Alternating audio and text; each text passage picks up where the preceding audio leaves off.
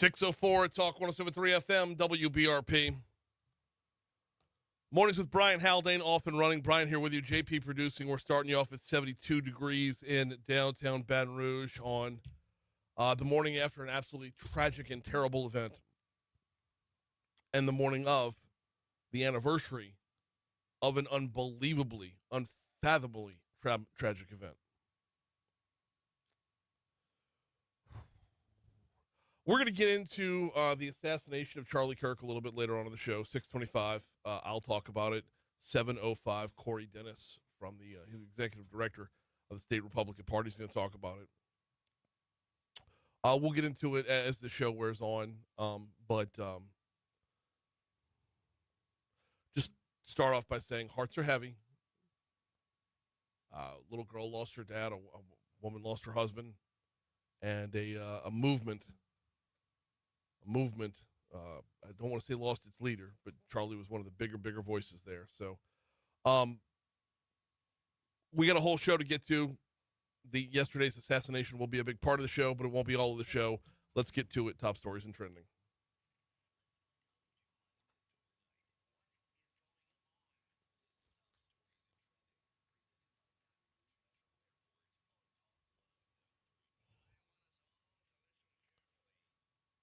Number 5.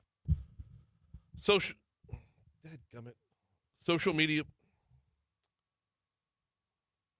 1, 2, 1. JP, are you hearing me? I hear you. It's okay. The headphones on that end? Yeah. Okay. Social media from the LSU chapter of Charlie Kirk's organization, Turning Point USA, showed he was supposed to make appearances on the campus of LSU and at the River Center next month. This was supposed to be as part of a series called the American Comeback Tour. Obviously, that came to a screeching halt with his death yesterday. Number 4. East Baton Rouge Metro Council reallocated more than $800,000 to the district attorney's office yesterday. DA Hiller Moore was requesting $2.9 million from the councils who maintain operations through the end of the year. If granted the whole request, it would have brought the office total budget to more than $11.6 million for the year. This coming after parish voters, of course, rejected the DA's tax proposal back in May. Number 3. The amount of money Louisiana state government spent on information technology products and services increased dramatically over 3 recent budget cycles. From July of 2021 through June of 2024, Louisiana state agencies went from spending $554.4 million with the Office of Technology Services in fiscal year 2022 to spending $652.5 million last fiscal year, I should say, according to a report from the Louisiana Legislative Auditor that was released this week.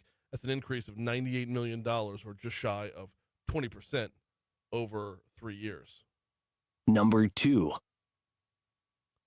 Police officials are investigating a shooting on North 47th Street. BRPD confirmed as one person was seriously injured. The shooting happened around 3:45 p.m. Number 1. Give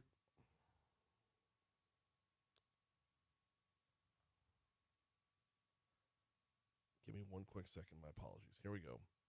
Hundreds gathered at Tiger Stadium this morning, or hundreds will be gathering at Tiger Stadium this morning to commemorate the 24th anniversary of the September 11th, 2001 terror attacks.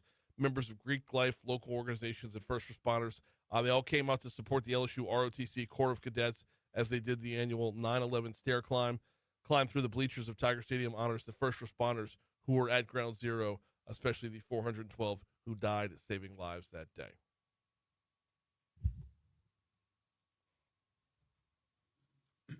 What you got, JP? Well, you'd be hard-pressed to find a bigger story today than the assassination of Charlie Kirk. I mean, it was in real time. And I'm going to get into the Charlie Kirk into this at 6:25. But for right now, can we talk very quickly, since this is the trending part? Right. How did that video remain out there? All of the videos remain out there for so long.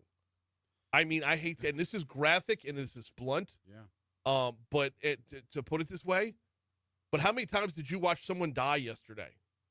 Yeah, it's insane. And we Honestly, between that and the stabbing videos that were going around. went from the girl Yeah, from North Carolina. I know. Exactly. I mean, Um, just so much. Our whole lives are all the whole world is online now. I understand that.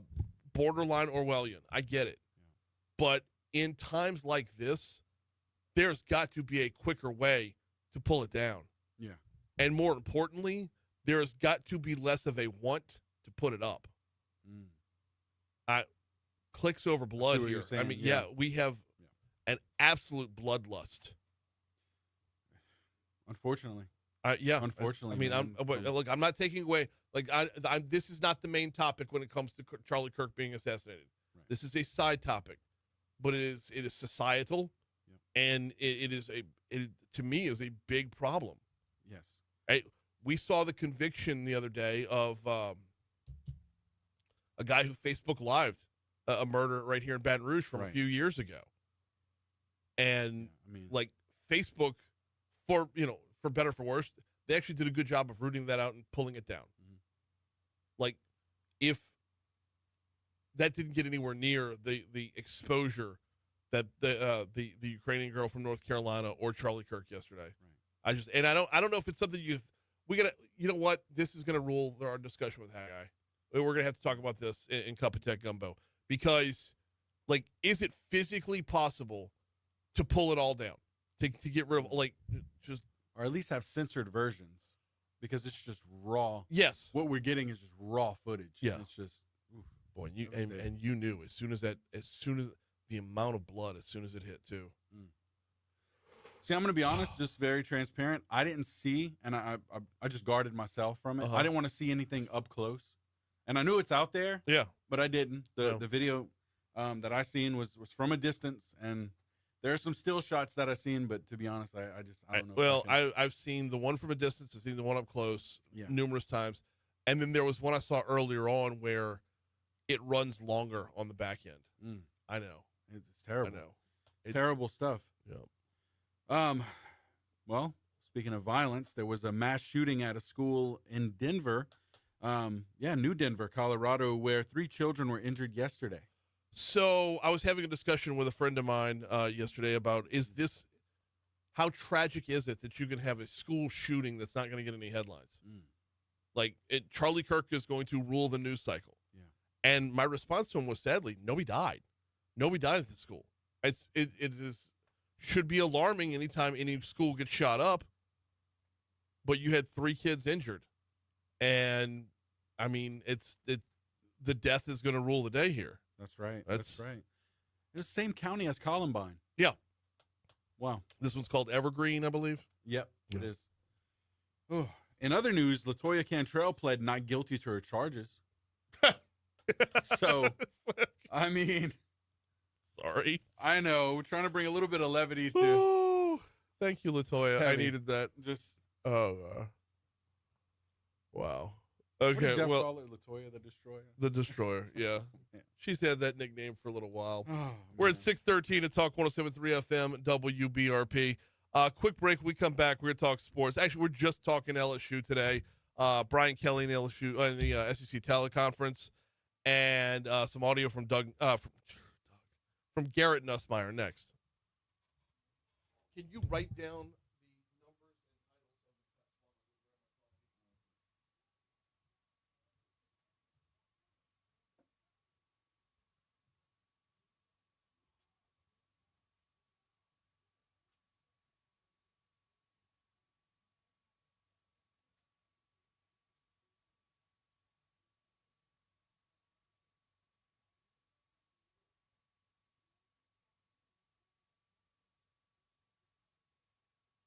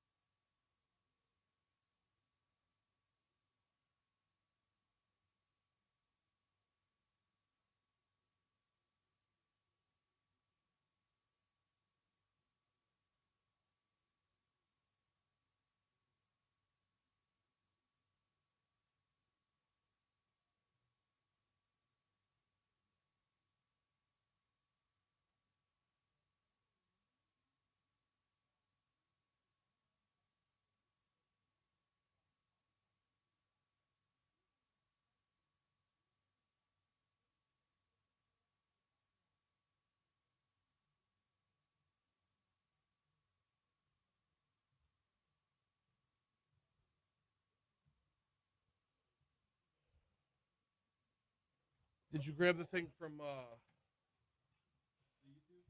Yeah, and the cuts that I sent you. Okay.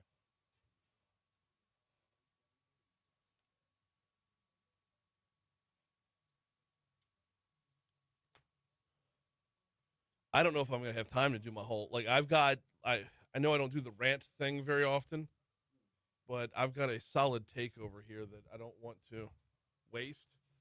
So hopefully I can get to all of it.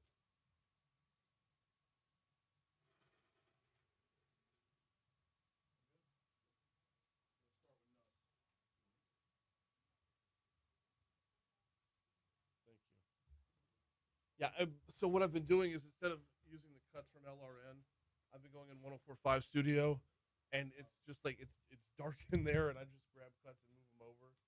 So this is helpful. Yeah, that works. Shoot.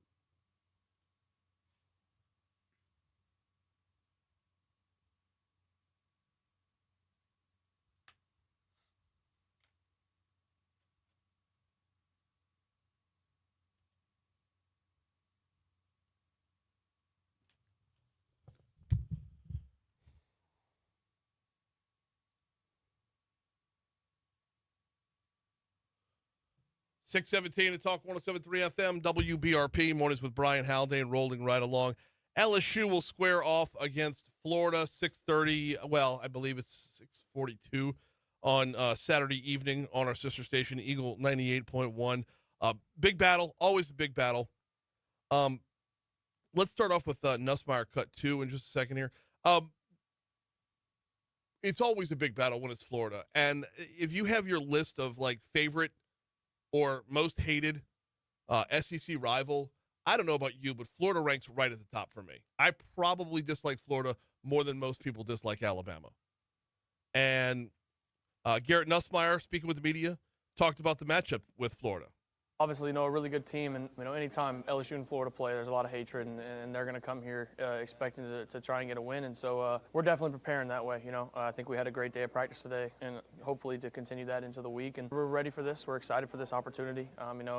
SEC play, was something we've been waiting on, for 6 months, and so very, very exciting. As we said all offseason, we're looking to go 1-0 again. Looking to go 1-0 again. Now, Nussmeier did expand upon how that rivalry has built out, and the when it's Florida here or when we go to the Swamp, either way. I'm not a big fan of the Florida Gators. I think I've made that pretty evident throughout my time here. So it's an awesome opportunity. It's a great team, obviously a great program, very storied rivalry, very storied team that we're playing, and so I just can't wait to get in Death Valley, and feel that environment. It's going to be pretty exciting. One more from Nuss. Not a whole lot of points on the board so far. The offense still looking for its identity. He did comment on that. I think we're still kind of growing into our identity, and trying to work out the kinks. So I think that, it was a learning experience for us. And obviously, it's great when you can learn from a win, So just trying to get better going into this week. Meanwhile, LSU head coach Brian Kelly was on the SEC coaches teleconference yesterday. Talk about looking to find that identity that Nuss was talking about. Coach Kelly talks about, using last week as a get-right game and this week actually getting right.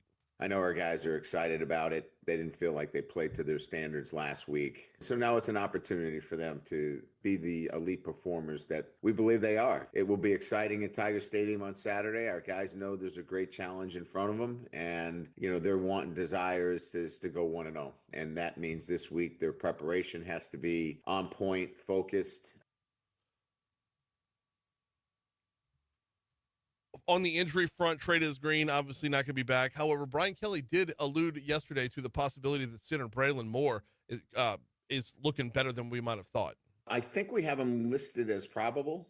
He did practice yesterday, and we expect him to practice today. Okay, roll with it. Let's go. You don't want to overdo it. It is while it is an SEC game, it is just one game. And when you start off 2-0, you've got wiggle room. So you don't send him out there to make it worse, but if he's good to go, he's good to go. Kickoff 6:30 on Eagle 98.1. Eagle 98.1 game day begins at 1:30 right down the hall, or actually out at Rouse's. Here comes the Fox Business Report.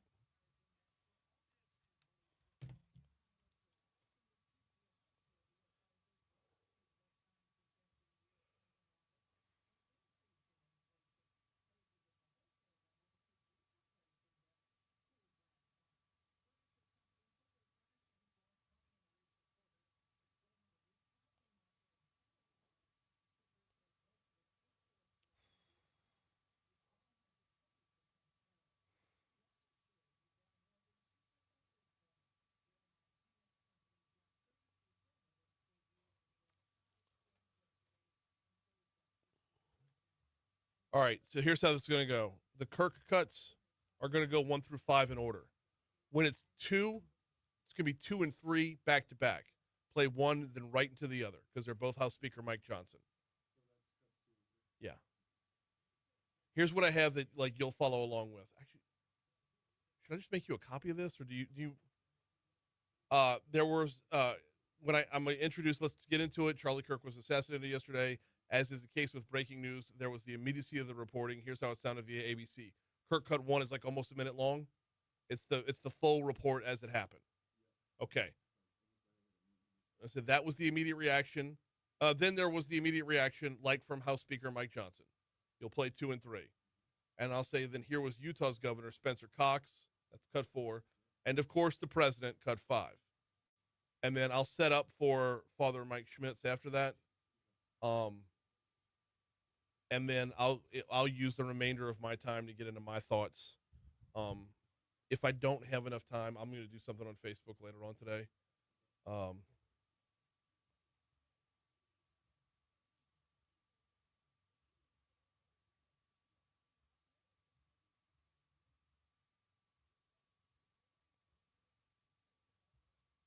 And good morning, Christy. I am not in the chat yet this morning. I'm not over on Facebook Live yet.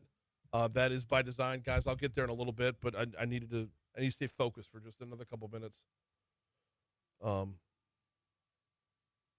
Before we can really open up. This assassination hit me hard. I didn't think it would. I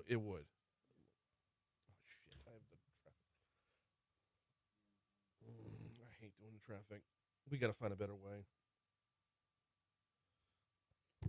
All right, you're looking at normal to slightly above normal volume talking about I-12 westbound coming in from Livingston Parish, from well before the Range Avenue off-ramp to well after the I-12 on-ramp. And in fact, all the way across the Amy River Bridge, that volume continues. It continues all the way up past O'Neill Lane. You'll pick up speed a little bit again once you get into town, but you're going to have plenty of volume on the road. A lot of neighbors on the road with you. I-10 westbound coming in from Ascension Parish looks really good right now. Not seeing anything slowing or impeding your commute. I-10 eastbound coming in from West Baton Rouge looks good as well. And if we head over to I-110, what do we got there? Well, we got a wide open I-110, and both bridges are also looking good. Pivoting now from your interstate to your surface streets, going to pull up that big board of accidents where there's one accident on the big board of accidents. And honestly, we don't have to worry about it. It's in Central, but it's a private property crash is what it's being labeled as. So if you are on McCullough at Blackwater Road, there's an accident there. And I have a feeling I'm speaking to absolutely no one when I say that. So there you go. That's really good traffic from the Talk 107.3 Traffic Center.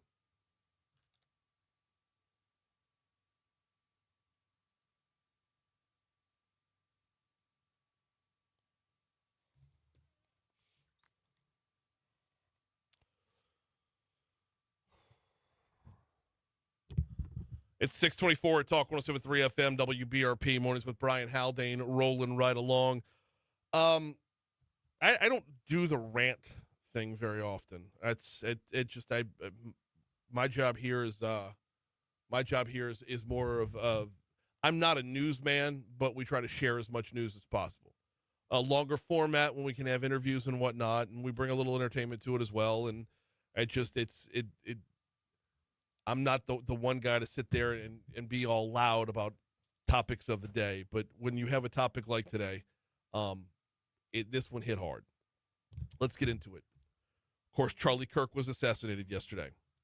As is the case with breaking news, there was the immediacy of the reporting. Here's how it sounded. I mean, the very first report that came out from ABC is a little bit longer soundbite. It's almost a full minute because it is a full news report. Here's how it sounded from ABC. This is a special report from ABC News. I'm Michelle Franzen. Turning Point founder and conservative political activist Charlie Kirk has been shot. 2 law enforcement sources confirmed the shooting to ABC News. It happened during an outdoor speaking event at Utah Valley's University campus. ABC's Aaron Katersky has the latest. Orem, Utah, where UVU is located, where Charlie Kirk was speaking. has a very small police department that it shares with 2 other communities. So I imagine the FBI is going to be heavily involved in the investigation. Utah Valley University put out an alert confirming a single shot was fired on campus toward a visiting speaker. Law enforcement officials identified at ABC News as Charlie Kirk. Police are investigating now, and the suspect is in custody. No other details have been released about the suspect. President Trump posting on social media, quote, "We must all pray for Charlie Kirk, who has been shot, a great guy from top to bottom." This is ABC News. Of course, that suspect was a person of interest and was later released. In fact, 2 persons of interest were both questioned yesterday, neither one of them turning out to be the suspect that they're looking for. Now, following the immediate report, there's the immediate reaction, like from House Speaker Mike Johnson. This is detestable, what's happened. Political violence has become all too common in American society, and this is not who we are. It violates the core principles of our country. Political violence must be called out, and it has to stop. Again, we ask for prayer. I'm going to go lead the chamber here in a moment of silence, and we hope for the best for Charlie. And, of course, here was Utah's Governor Spencer Cox. This is a dark day for our state. It's a tragic day for our nation. And I want to be very clear that this is a political assassination. President Trump, of course, was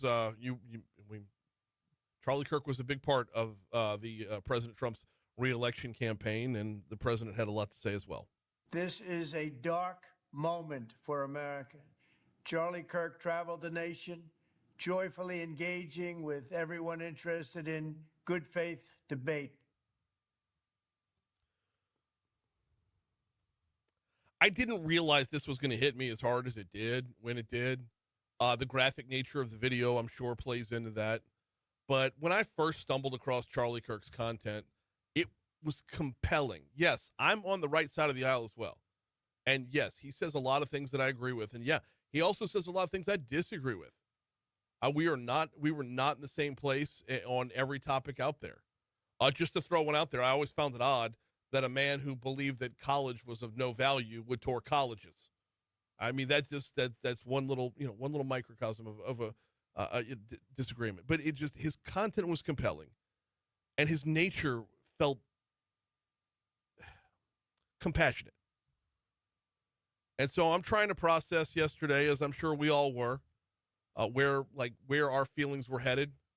I stumbled across, oddly enough, Father Mike Schmitz was on with Megyn Kelly yesterday. I'm going to give this some room to breathe here, but as you saw yesterday's assassination, if the anger was building within you, I think Father Schmitz, the way he puts this is beautiful. But anger is the proper response. I mean, to realize that this is, I mean, here, let's use Jesus as our example.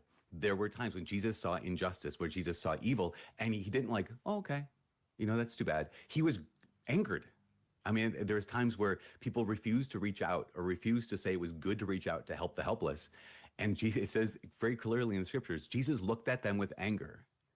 And there's a piece of that that's like, okay, if I can look at evil, and I can look at suffering, if I can look at death and senseless, tragic death, like 2 weeks ago, the shooting in Minneapolis, and now the shooting in Utah, to be able to look at that and not experience anger is to have our metric off. That's to have our barometer off.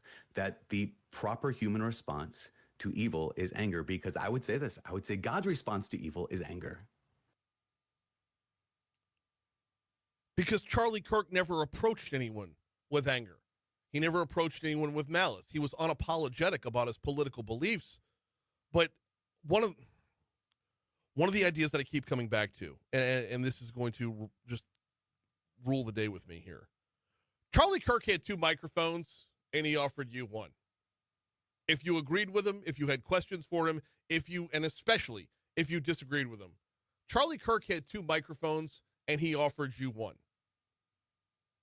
And one of the things that I found amazing about his content along the way was, if you were like some kind of super extreme liberal and you got to the microphone and someone in the crowd would start to boo, Charlie Kirk was the first person to say, "Don't boo. It takes courage to get on that microphone." The man who stood up for those who had the courage to get to the microphone is shot down by evil and cowardice that did not have that courage. Here's news.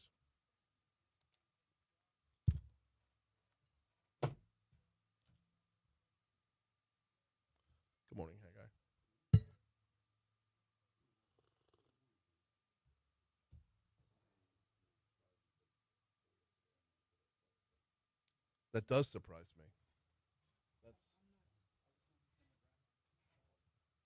neither am I. But Charlie Kirk was. But if you're up there talking politics, especially social politics, I'm zeroing you out. I have no interest in hearing anybody talk about that. Okay. I mean, I have my personal beliefs. I'm very conservative about my beliefs, but I'm not interested in that debate. Yeah. So, boom, next topic, or next person up. And so I may have seen him somewhere along the way, and the first time I heard anything about that, I would have eliminated him. So I knew nothing about him. Yeah. Not a right, not a wrong, not a good, not a bad. It just, I was like, oh, okay. Yeah. It is really sad and really gross that somebody decided to end his life. Yeah, because I mean, no matter if you disagree with someone or not, I mean, we look back even at the Trump attempted assassination. Like, oh, you oppose, you oppose my views. Well, then you got to be silenced. Like, The worst it's thing just, is, if you disagreed with him and you killed him, you've now made him a bigger voice. oh, you have. You've made somebody like me who never heard of him. Now I know of him. That's You've right. made him a martyr. That's right. And the thing is about martyrs, there's this quote: "A tyrant dies and his rule is over. A martyr dies and his rule begins." So you're right. Like, you didn't know Charlie Kirk before this, and now that happens, and it's just, yeah. But it's sad, man. It's very like, sad. 2 kids, a wife. Like, I mean, I don't care what side of the political aisle you're on or what That's your right. political Like, beliefs. Like you were saying, he gave the people who disagreed with him a microphone. Great. I like that. That was impressive. It's not a reason to go kill somebody. Right. I mean, we can't, as a society, we've alienated those who disagree with us so much. We've got such political division going on. Yeah. That we have to now resort to violence, and I'm a connector, not a divider. Yeah. And so, I don't know. That just social politics is a divisive argument. Yep.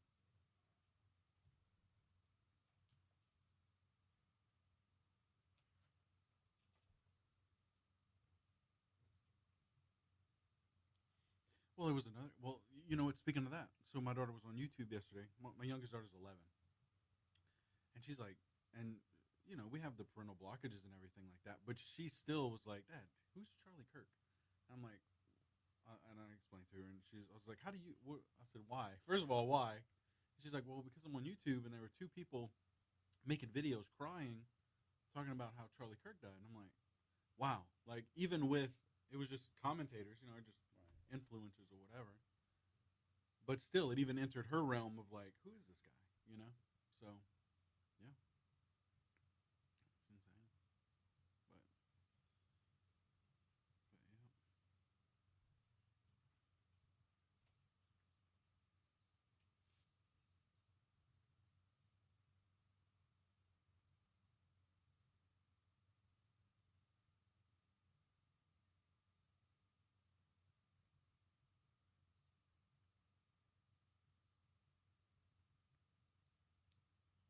Well, we're going to make the first part of the segment about those 2 things.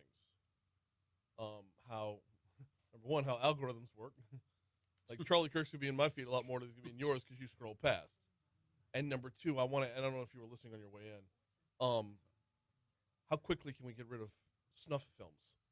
Like, how quickly can we get rid of video of executions? You can't. It's out there. Yeah.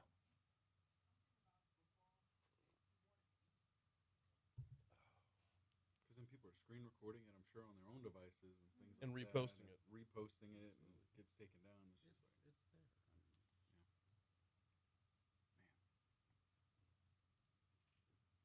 Oof.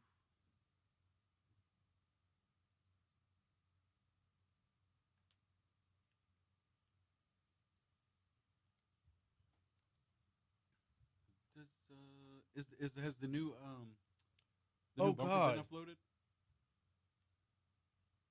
What does Does the YouTube stream say just Charlie Kirk? In studio, Charlie Kirk. It shouldn't say in studio Charlie Kirk. No. Get rid of the in I'm studio. looking at it. There's no where. No. What? Change the title of the show then. No. What? No. Why does it say in What the studio? hell? Like, I really. What the hell?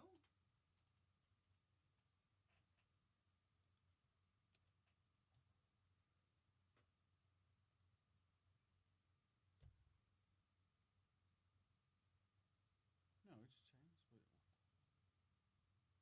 My God, that's where my head's at. Over here talking Charlie Kirk all freaking morning, then I do something. This is the new bumper been uploaded or no? Yeah. It has been? Yeah. Okay. There you go.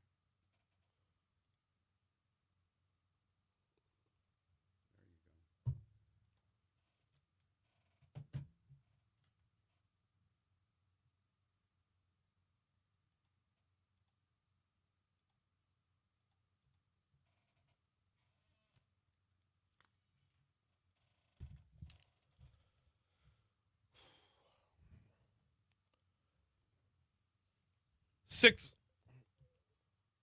637 Talk 107.3 FM WBRP. Mornings with Brian Haldane rolling right along. All right.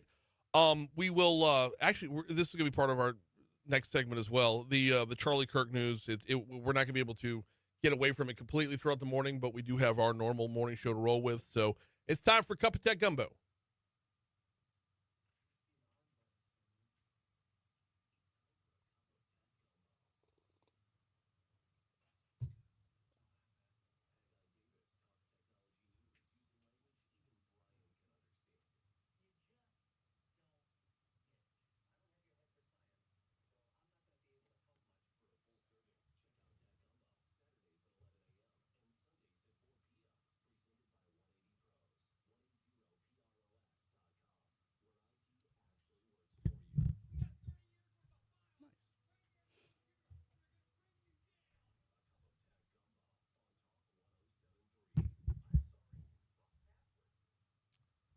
Where IT what?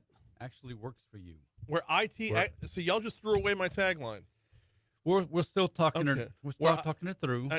The tagline that I had was the only time you need a 360 is in a dunk contest. Yeah. All right. Where IT actually works for you. All right. Haggai, how are you, man? I'm all right, Brian.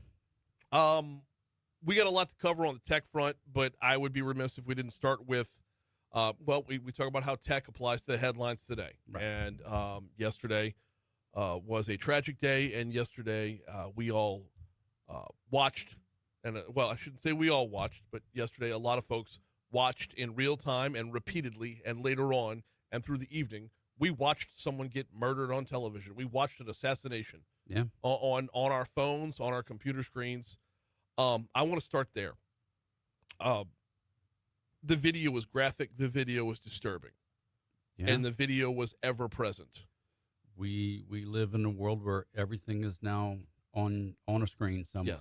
Yes. There is no anonymity. Everything you do out there, somebody's got a phone, somebody's got a camera, whether it's outside your house on your Ring doorbell or a security video on a subway. Security cameras are everywhere, and so whatever you do, more than likely, is a really good chance that you're on camera somewhere. Yes, and I understand that completely, and to an extent, a lot of it I welcome. What I wonder here is, and if you're at a public event, if you are the speaker at a public event, and there are a couple thousand people out there to hear you speak, there's going to be dozens of live feeds. Absolutely, feeds, yes. Dozens, if not more, dozens of live feeds, and even more people recording for later playback to make their reels and whatnot. Is there a way to get rid of the video faster? No. We can do everything faster. We can't do for this. The exact reason. If there was just say 10 people out of the, if I don't know, there were 500 people there watching him. If there were just 10 people, there's more than 500. Well, I don't have no idea how many were there. But let's say there were 1,000 people, and just 10 of them had the cameras on, and they had their phones out and they were recording this. Well, you can't go and eliminate those 10 people's videos. I mean, if you had from 10 different angles and they all post that, as soon as they start posting it, there's not an algorithm alive that's going to be able to take down all of that video that quickly. Because as soon as you take it down from this person's feed, well, they're just going to post it over here, and it's going to get posted and posted and posted. Then you keep taking it down. Okay, let me give you the comparison here. Okay, if you're watching the show on Facebook Live or on YouTube, okay, you're not going to hear the bumper music coming back in, right? Right. Because if you're watching the show on Facebook Live or on YouTube, we will get flagged and our video will get muted and suppressed because we will have quote unquote copyright infringement. Sure. And Facebook and YouTube can detect that. Well, not YouTube, but Facebook can detect that immediately. Yes. We will get muted and flagged immediately, and we will get an alert saying you have been muted, you violated this copyright, blah, blah, blah. That happens. If the algorithm, if anything in the program can detect that JP played something by Sam and Dave, why can't it detect, okay, here's the video of Charlie Kirk. When you see this video here, shut it down? Because you're talking about Facebook. You're not talking about the thousands of other streaming platforms that live out there. And all the other platforms may not have the same standards that a Facebook will. Okay, can we do this then? The major every video that I got came from a major was funneled through a major social media outlet. I saw this by clicking through Facebook. I saw this by clicking Twitter. It was like once you clicked it once, that's all it was going to feed you. Does Twitter have the standard to take it down? That's what I want to know. I don't think it does. Twitter has the standard to take down hate speech on a regular basis. And so this gets back to what is Twitter's standards, for having somebody killed in cold blood. I mean, right. Well, and I don't want to make it just about Twitter, no, because but Facebook is unbelievably guilty all of of this the as other well. streaming platforms, whether it's Snap or Discord or any one of the places where you could put it. Once it was on the Drudge Report, it's out there. Yeah. I mean, and CNN had it, and Fox News had it, and everybody had it. CNN, to CNN's credit, when the shot hit the neck, they blurred that part. Right. You didn't see the gushing from that part. So, but I will give them credit for that. Same with Fox. And when it comes to the individual websites, when it comes to the TMZs of the world and the Drudges of the world, I have a separate beef with their editorial discretion. There is none. Right. How many clicks can they get? Right. But when you have a social media outlet if a social media outlet can tell when we're playing Marvin Gaye, a social media outlet can tell the replication of the images. I'm not going to disagree with you. Would think that Facebook could have taken it down as quickly or quicker than they did. Mm-hmm. But I don't know the inner workings of the algorithms of how Facebook works and does something like, I know what their standards are. They talk about how it's 48 hours that they have to be able to review something to take it down. Yeah. In the T's and C's, when you go through that 14,000 words, when you accept Facebook, there's 48 hours that they have to review a video before they have to take it down. 3 years ago, when that dude over off of Sherwood murdered a woman on Facebook Live, they were able to get it down in 15 minutes. And so I guess it was up for 15 minutes. That means people grabbed it. Well, okay, but there's a reasonable amount there. Like if Charlie Kirk was up there for 15 minutes, or with the amount of replication that was out there, if it took an hour to get this done. My point is, like, this happened in the early afternoon. Was around 2:00 our time, thereabouts. By 8 p.m., I'm still seeing the video. Like, that, to me, that's ridiculous.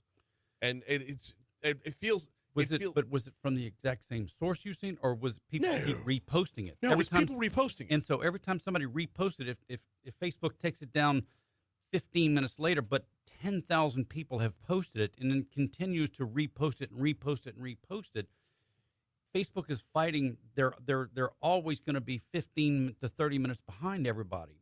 Mm-hmm. And I'm not disagreeing with you in that. I hate the fact that video is out there at all. But it's out there. It's now part of our history, and we're going to look at that video forever. And I mean, the same way the Zapruder film is out there with Kennedy, the way he was shot. People still go back and look at that and see his brain splattering across Interesting the car. take. I like that take. You're spot on with that end. Yes. Okay. Not comparing Charlie. No. To Kennedy, But you watch someone die on camera. There are blatant similarities right there. A very gruesome assassination on both fronts. Yes. I don't know if time changes that. No. I know clarity of picture does, though. You think? Yeah, you can't break this down,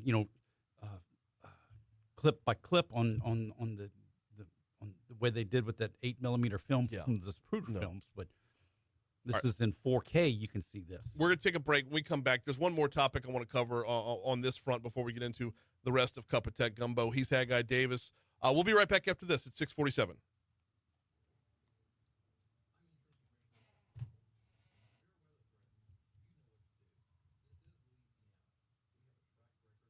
The number of people who messaged me yesterday saying, in Afternoon Drive, saying, why are y'all playing a replayed show? Like, is this a show from like people that never listen to our station in the afternoon? Markley, Van Camp, and Robbins, they're done recording. They do their show earlier in the day, and it time delays and plays back in the afternoon. And yesterday bit us in the ass. Right. I had no fewer than a dozen people. Well, no, 8 or 9 people hit me up and be like, what the hell? Like, why are you playing? Is this a show for us? Is this a best of? And I'm like, I don't know what you're talking about. I'm not listening right now. And all of them like, y'all need to be live in the afternoon. And it got to like where I started lashing out again, lashing back out. And I'm like, you want to pony up the money to pay for an afternoon drive host? Bring it on. You want to sponsor a show? Bring it on. Otherwise, right.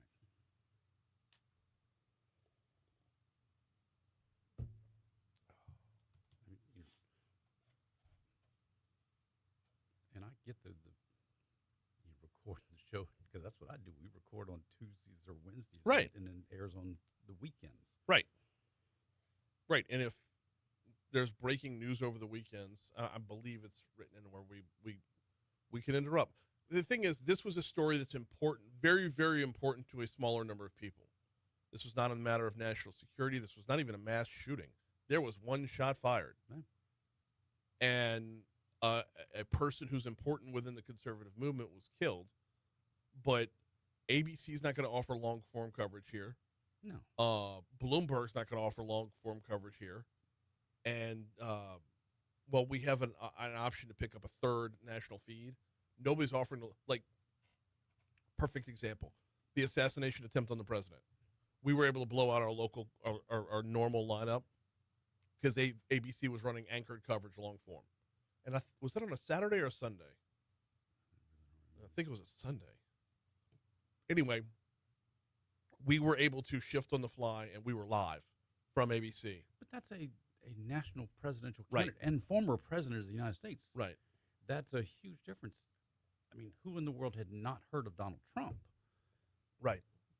I mean,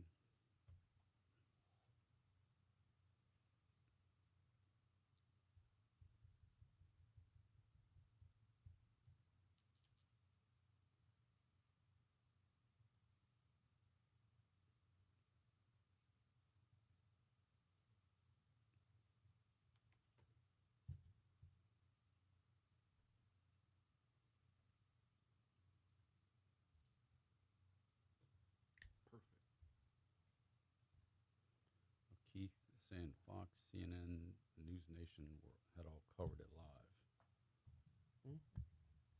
Keith Cameron saying that there were 3, Fox and CNN and News Nation were covering the assassination. They were covering the event live when he was shot. Was it on live TV? I don't think so.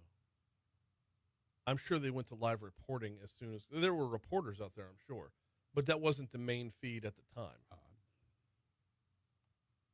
But it's unbelievably easy to have someone with a MyStream or something on their hip to be like, oh, we're here to report on this, and then now we can go live. We're breaking in. Right. We've had live. Right. It was not. You can, and it doesn't even take one of your reporters. You can have someone from a local Utah station. And it just feeds conspiracy theorists all the time. They knew it was going to happen. That's why they were live. Oh, God. Give me a break.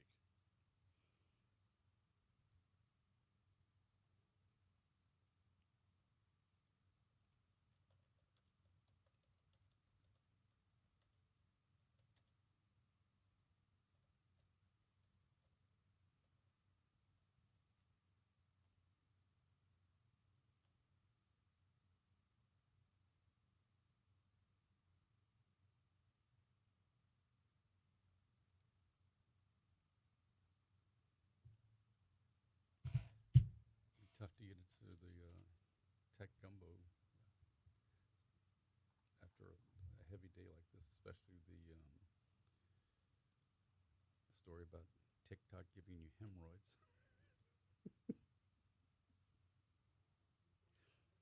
I want to cover that. And we're not covering that today. There's no way. But I do want to get. Let's remember that one for next week. I saw that story. It's Because you know what? just goofy. I mean, I could tell you my TPS, time per shit, is way up.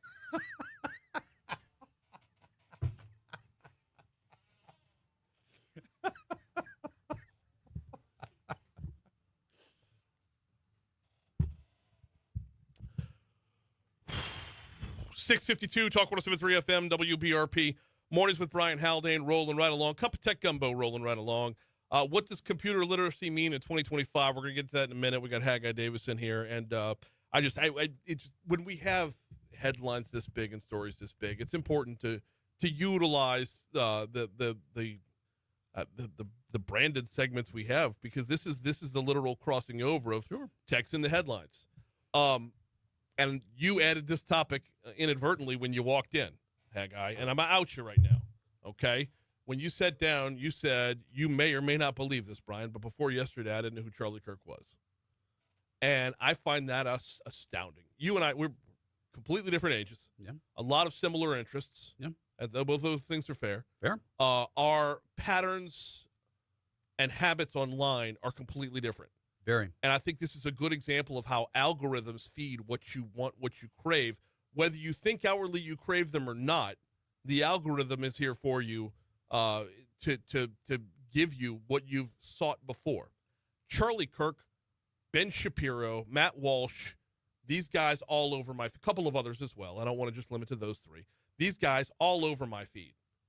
I've heard of Ben Shapiro. Okay. Well, you better have. Ben Shapiro was on the show yesterday. So he's got a new book out called Lions and Scavengers. Fantastic read. Grab it if you can. That's one of the reasons why I've heard of it. So, yeah.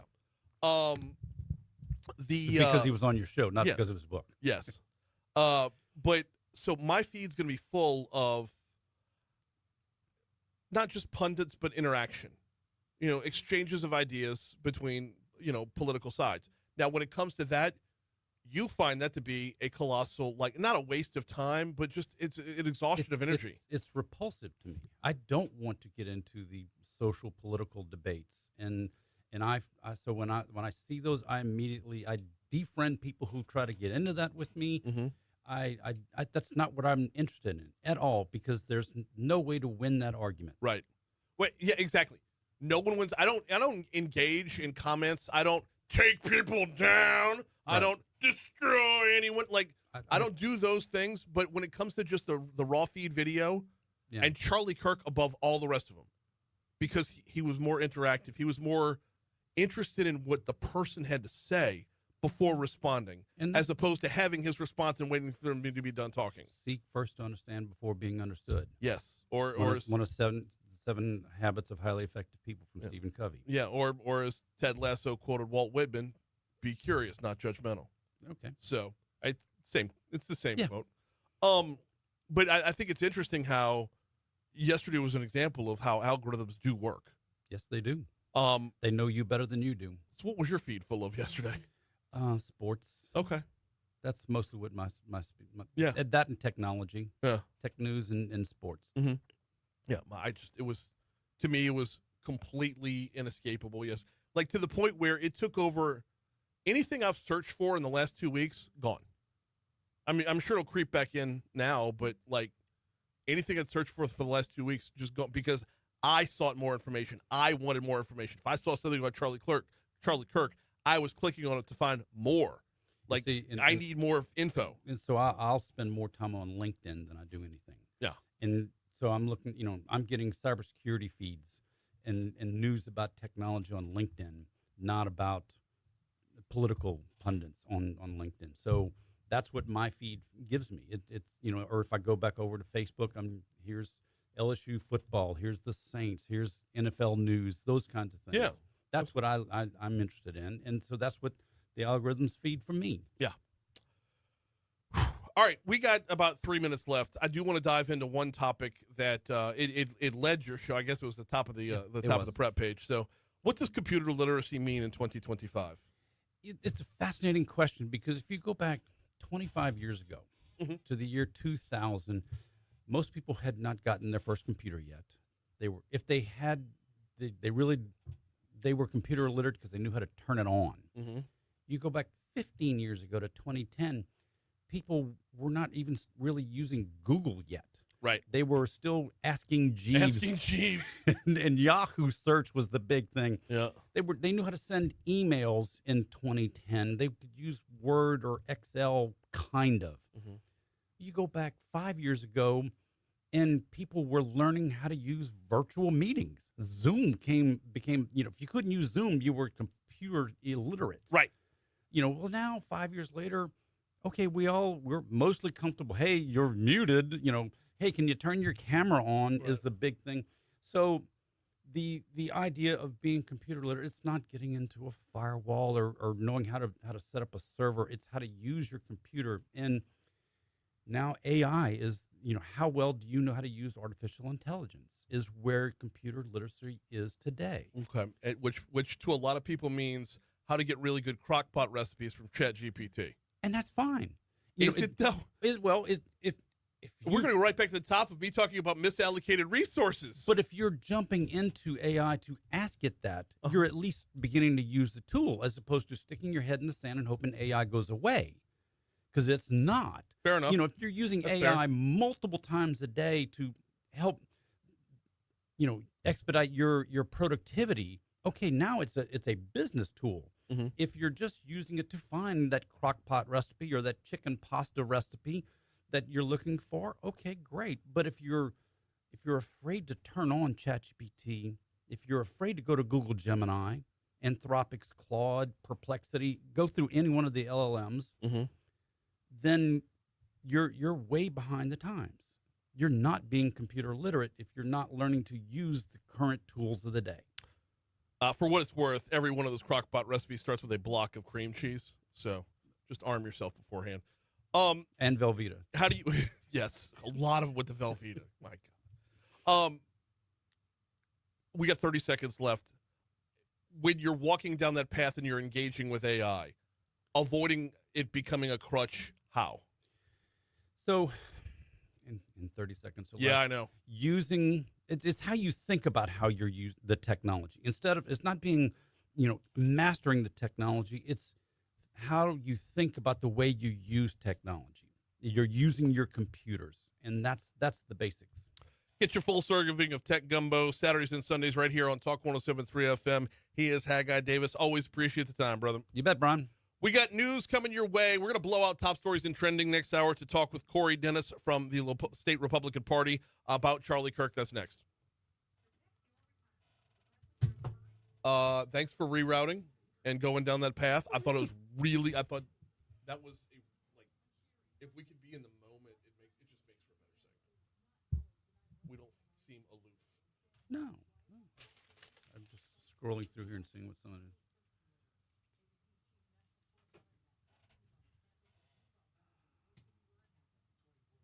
It's fascinating. Most people have no idea how difficult your job is. Oh, thank you. I mean, you do such a great job. You really do. Thank you. And to be able to go on the fly and do the things to adapt the conversation to my little segment here and keeping it relevant, that's not an easy task, what you just went through. I mean, and to continue to make it relevant and hold the theme of the day. Right. it's an impressive job that you do, and I don't think enough people give you credit for that. Thank you. I appreciate that. Side note, and this is completely neither here nor there. How good was Bob Mann yesterday? There's a sentence I never thought I would ever effing say. Absolutely. How good was Bob Mann yesterday? I was stunned. I was not expecting. I had low expectations. He was entertaining. He was engaging. Yes. He was a little bit randy. Very informative. He was, my whole impression of Bob Mann changed yesterday. Yes, very I'm much. still going to disagree with him. Like, it took everything in me when I was doing the noon news. As everybody sits back down from the pledge and the prayer and all that stuff, as everybody sits back down, I was going to go, Bob, I'm sorry, Jeff Landry's going to need that chair. But I've never met him in person, so I didn't know how he would take it. Right. But see, having him on the show would be fun. And just to talk about that book. Oh, no, I want to talk about football. Or anything. And why it's his business where people spend their disposable income. That's all I've known of him. Like, if somebody donates to TAF, he posts a picture of Middleton Library. Or just whatever, we're not allowed to call it that anymore. But, like, that's all I ever knew of him. What I learned yesterday about him was effing phenomenal. Oh, by the way, Bob Mann talked to the Rotary Club yesterday about his Jimmy Davis book and a lot of Jimmy Davis's recordings. Early recordings. Mm-hmm. And how... and about Jimmy Davis's organ. Yeah. The Oregon... That was crazy. The organ crank? Or the organ... Grind? Grind. Yeah. And the organ wasn't playing music. Yeah. But think about that though. We're sitting there, and that was one of the better programs that I've seen at Rotary. Like it was really good. I mean, like Tony Clayton is shock and awe. Yeah, and we need that sometimes. It was fun. It was fun. It was fun. It was rollicking. And the whole time I'm sitting there going, "Why is there a piano? Yeah. What? Were we singing Happy Birthday? We didn't sing Happy Birthday. What happened with the piano?" And then, like at the end, they played "You Are My Sunshine" on the piano. So, but yeah, it was a really good show yesterday. Never thought he'd be. Never thought he was that dynamic. I was pleasantly surprised. And then 2 hours later, the whole world flipped over. Yeah, that's where somebody you disagree with can go up there and be informative and entertaining. Yeah, I think that's gonna be the topic of conversation at this time tomorrow. I've got I'm blowing out top stories and trending again tomorrow as well. Ted James gonna come on tomorrow. Okay. Curious, like I haven't heard from him in months, and he texted me yesterday, out of the blue. Really? Yeah. Yeah. What he's doing? Where has he been? Is he doing stuff in D.C. or is he still in Baton Rouge? I think he's ready to make a difference here again. Okay. He texted me yesterday at 8:54 p.m. Hey, brother, if you discuss this Charlie Kirk assassination, let me know. Time for common sense to become common again. I said, got a full slate for tomorrow, but I will be talking about it. When do you want to come on? Friday? He said, that works. I said, 7:05. He said, okay. Good. So I've seen a lot of people who disagreed with Charlie Kirk posting all morning. I've seen a lot of people who are just flat out disgusting about it. Mm-hmm. And that's what we're going to talk about here with Cory. Yeah. So. All right, brother. Appreciate it.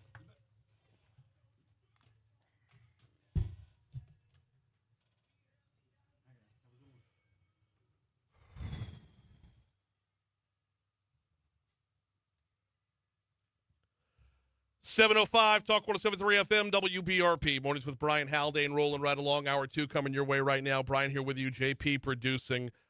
We are starting off your second hour right where we started off the first. We're at 72 degrees in downtown Baton Rouge. We got a big hour slated for you here. Charlie Davis from the mayor's office is going to stop by. He has moved offices or moved titles from chief administrative officer to chief efficiency officer. I don't think he gets to use an acronym there because that would be CEO, and that's kind of not his post. But what does the chief efficiency officer do? We'll talk with Charlie Davis at 7:15. Crimestoppers coming your way at 7:35. Lieutenant Don Capola going to be in for that. See if we can't catch some bad guys. And, of course, having a moment of silence because it's during that Crimestoppers segment when 7:46 will happen, which is, of course, the time the first plane hit the World Trade Center during the terror attack. Right now, though, we're going to rewind the clock back to yesterday as we're blowing out top stories and trending here because I don't think there's going to be a bigger story of the day than what we went. There's not going to be a bigger story from yesterday than what we all witnessed in real time, or as close to real time as you'll ever get in the assassination of Charlie Kirk. Cory Dennis is the executive director of the state Republican Party. He joins us now. Cory, welcome back, brother. How are you? Hey, good to be on the show, Brian. Thanks for sharing your listeners with me. Wish it was on a better surf today. Good morning. Likewise. Yeah, I wish there was much better circumstances to talk about. Cory, I want to start here because we just had Haggai Davis on for a cup of tech gumbo, and Haggai is older than me, and you're younger than me. I want to start with your not relationship with, but like your interaction, your finding of like your takes on Charlie Kirk. Well, Charlie Kirk was only a year, I think a year younger than I am. So, I think I got introduced to him around the same time a lot of people did. Just seeing him debate folks at college campuses. And I think, a lot of people said a lot of things about Charlie Kirk over the last 18 hours or so. I think the thing that drew me to him so much is that he represented the best of America, the best of debate in the public square, right? He never fought. He was always professional. He always had facts. And at the end of the day, he'd be willing to shake your hand. He was a strong man of faith. I just think personally he's exemplified how politics is supposed to work in America. Yep. There's so much discourse now. There's so much anger. I used to have a boss that would say you can disagree without being disagreeable. I think our country has moved away from that in a lot of ways, but I think Charlie Kirk exemplified that. He never fought. He never got physical. He never used violence. And another great thing about Charlie Kirk was I think he got a lot of young people engaged in politics in a way that we hadn't seen in a very long time. In campaigns, we always talk about how do we get more young people involved? How do we get them to care about what's going on in their state, in their local governments, in the country? And Charlie Kirk was able to do that, and it was phenomenal. My heart breaks for his wife and his two young kids and his family, and his Turning Point family. It was just a horrific day. I wasn't around for JFK and MLK and things of that nature, and I've been alive to experience a lot of school shootings now, and the attempt on President Trump last year, and now this, and it's just a sad day. It really is. I'm with you 100% on that front. It is just it is sad overall. And one of the things you talked about right there, Cory, and this is one of the things that drew me to Charlie Kirk so much, was his level of compassion. When he would engage in debate, he listened first. And one of the things I was talking about last hour, he had two microphones and he offered you one. Like, you had a voice with Charlie Kirk, and he was going to stand by his principles and share with you those principles, but he was never attacking and never demeaning. And the number of times, I don't think you can count the number of times, like a liberal would get on the microphone, the crowd would start to boo, and he would tell his own crowd, don't boo. It takes courage to get on that microphone. That level of engagement should be applauded daily. Yeah, absolutely. I mean, time and time again, you see those videos where he's, again, like you said, telling people to calm down and quiet down. And I mean, who else does that? I mean, most politicians don't do that, right? They get up, they give their speech, and they get off stage. Charlie Kirk wanted the debate, and wanted to hear truly wanted to hear the other opinion. And sometimes they'd leave and still be in disagreement. Yeah. But at least he was willing to try to understand where your argument was coming from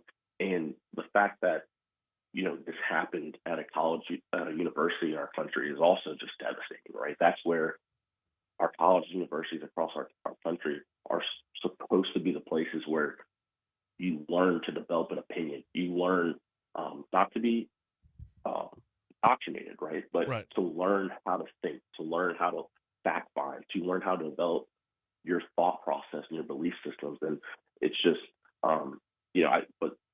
our chairman, Derek Babcock, talked about it yesterday with our team and an email to everybody. He inspired so many young people. And when things like this happen, I think it's important, on the anniversary of 9/11, right? These terrorists came to our country and attacked us and tried to destroy our way of life.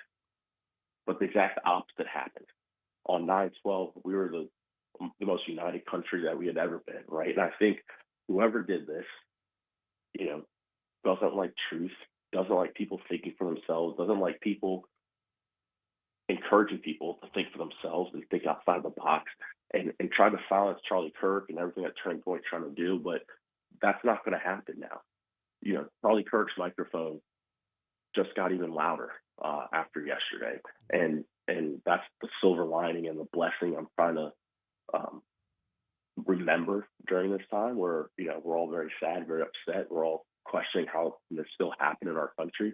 But I think, Charlie Kirk is going to be an example for generations to come of standing up for what you believe in, no matter what, but doing it in a way that's respectable, professional, and with love. We got about 3 minutes left with Cory Dennis, Executive Director of the State Republican Party. I do have to get into some of the dirty stuff, though, Cory, not everyone is reflecting upon Charlie Kirk in a respectable way. In fact, some people are being absolutely detestable, and just evil being shared on social media left and right with the number of people who are celebrating the assassination of Charlie Kirk. From the state party's perspective, or from your own personal perspective, how is this being handled?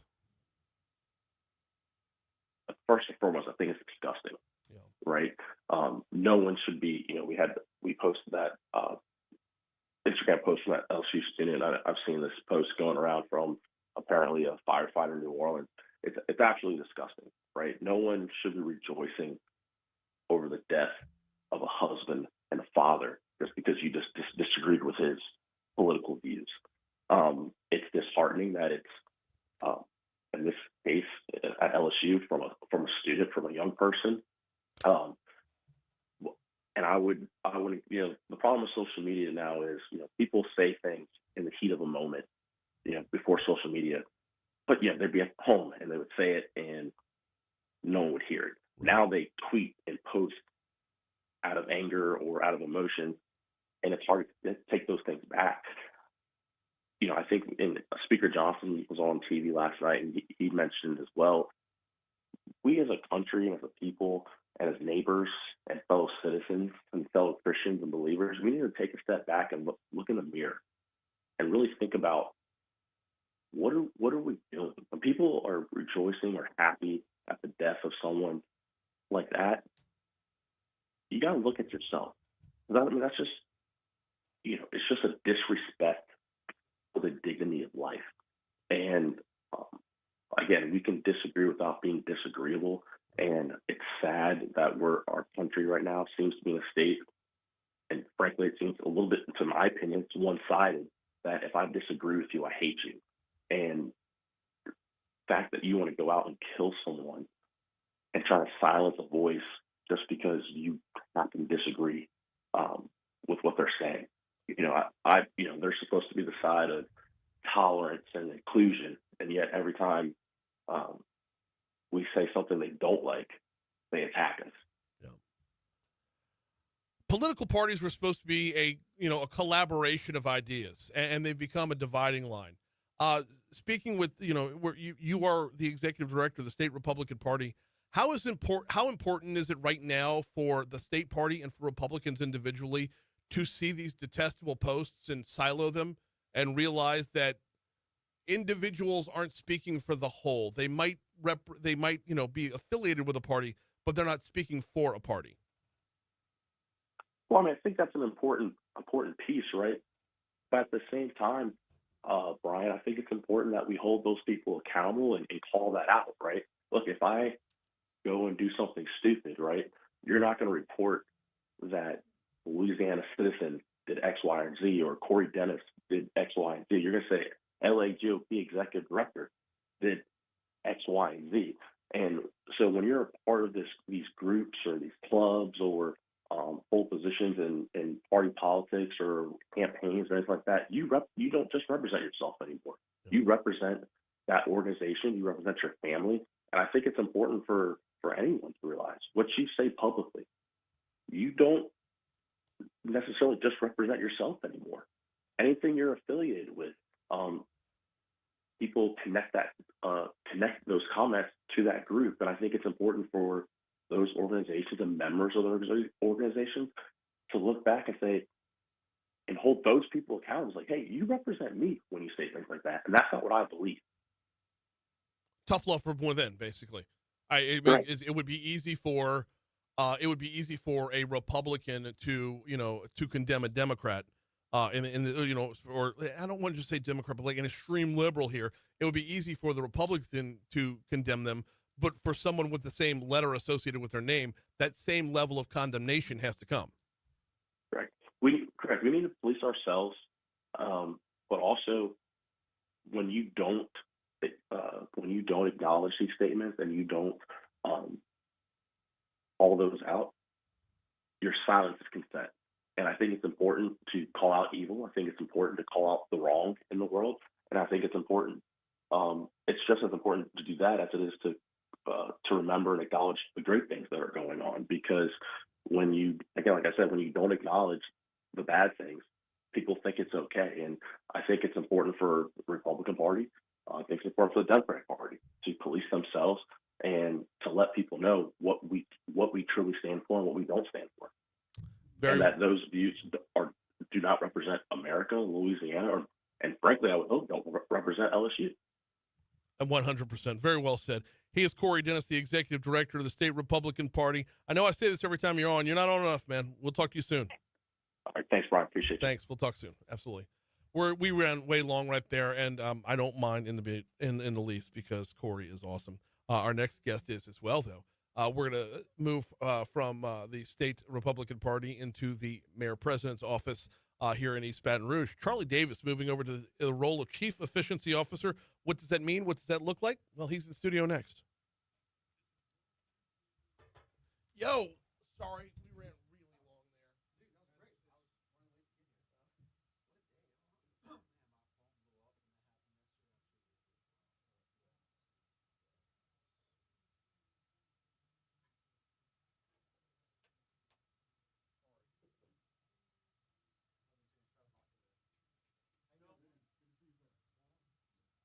I smashed 2 cups of coffee in the morning, and then I hate tasting it for the rest of the day.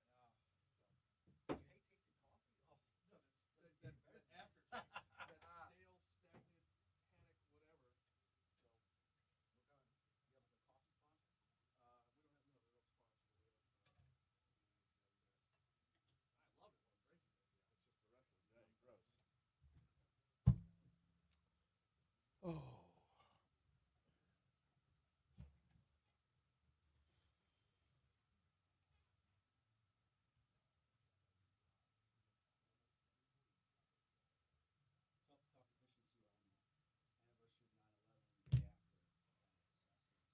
Yeah, I know.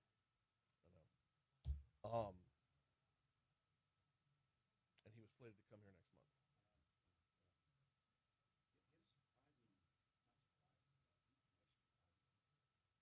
Well, his whole turning point thing. And if I'm being completely honest, I never quite. The Turning Point USA on college campuses, that conservative movement, wholeheartedly agree with. The Turning Point on high school campuses, I don't think high schoolers were fully grasping what they were getting into. And it was borderline cultish.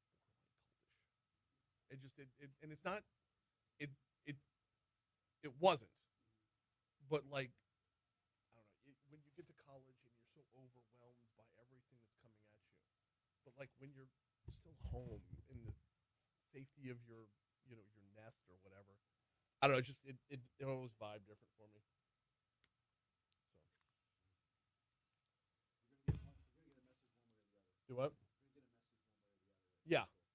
Yeah. It's just, I don't know. 721 Talk 107.3 FM WBRP Mornings with Brian Haldane rolling right along, pivoting completely right now as we're going to bring things back in within the city parish. Charlie Davis was the CAO over at the mayor president's office, and now he's the CEO. But hold on, that's not the normal CEO you're thinking of. The chief efficiency officer. How efficient is it, Brian, just to change one letter in your title? I mean, come on. Super efficient, absolutely. But They're we can't, both vowels. I mean, it doesn't get any better than that. no, I know, but CEO, it's standing for two things at once. There you go. So, chief efficiency officer. Well, first of all, welcome back. Hey, thanks for having me. Appreciate you coming in. What does the chief efficiency officer do?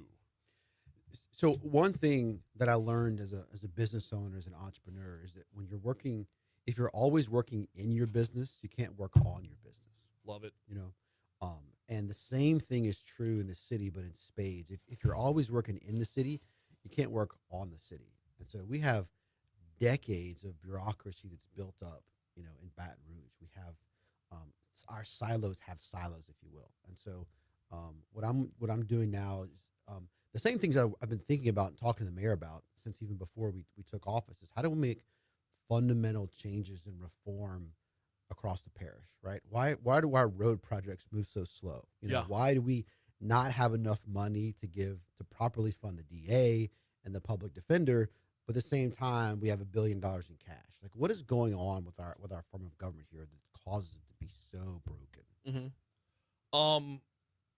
Now is this a permanent position, or are you here to solve a problem and then you'll move back on to something else? Because I feel like you can get to the root of a whole lot of things quickly, but sifting through them and getting them to fruition is a longer term battle.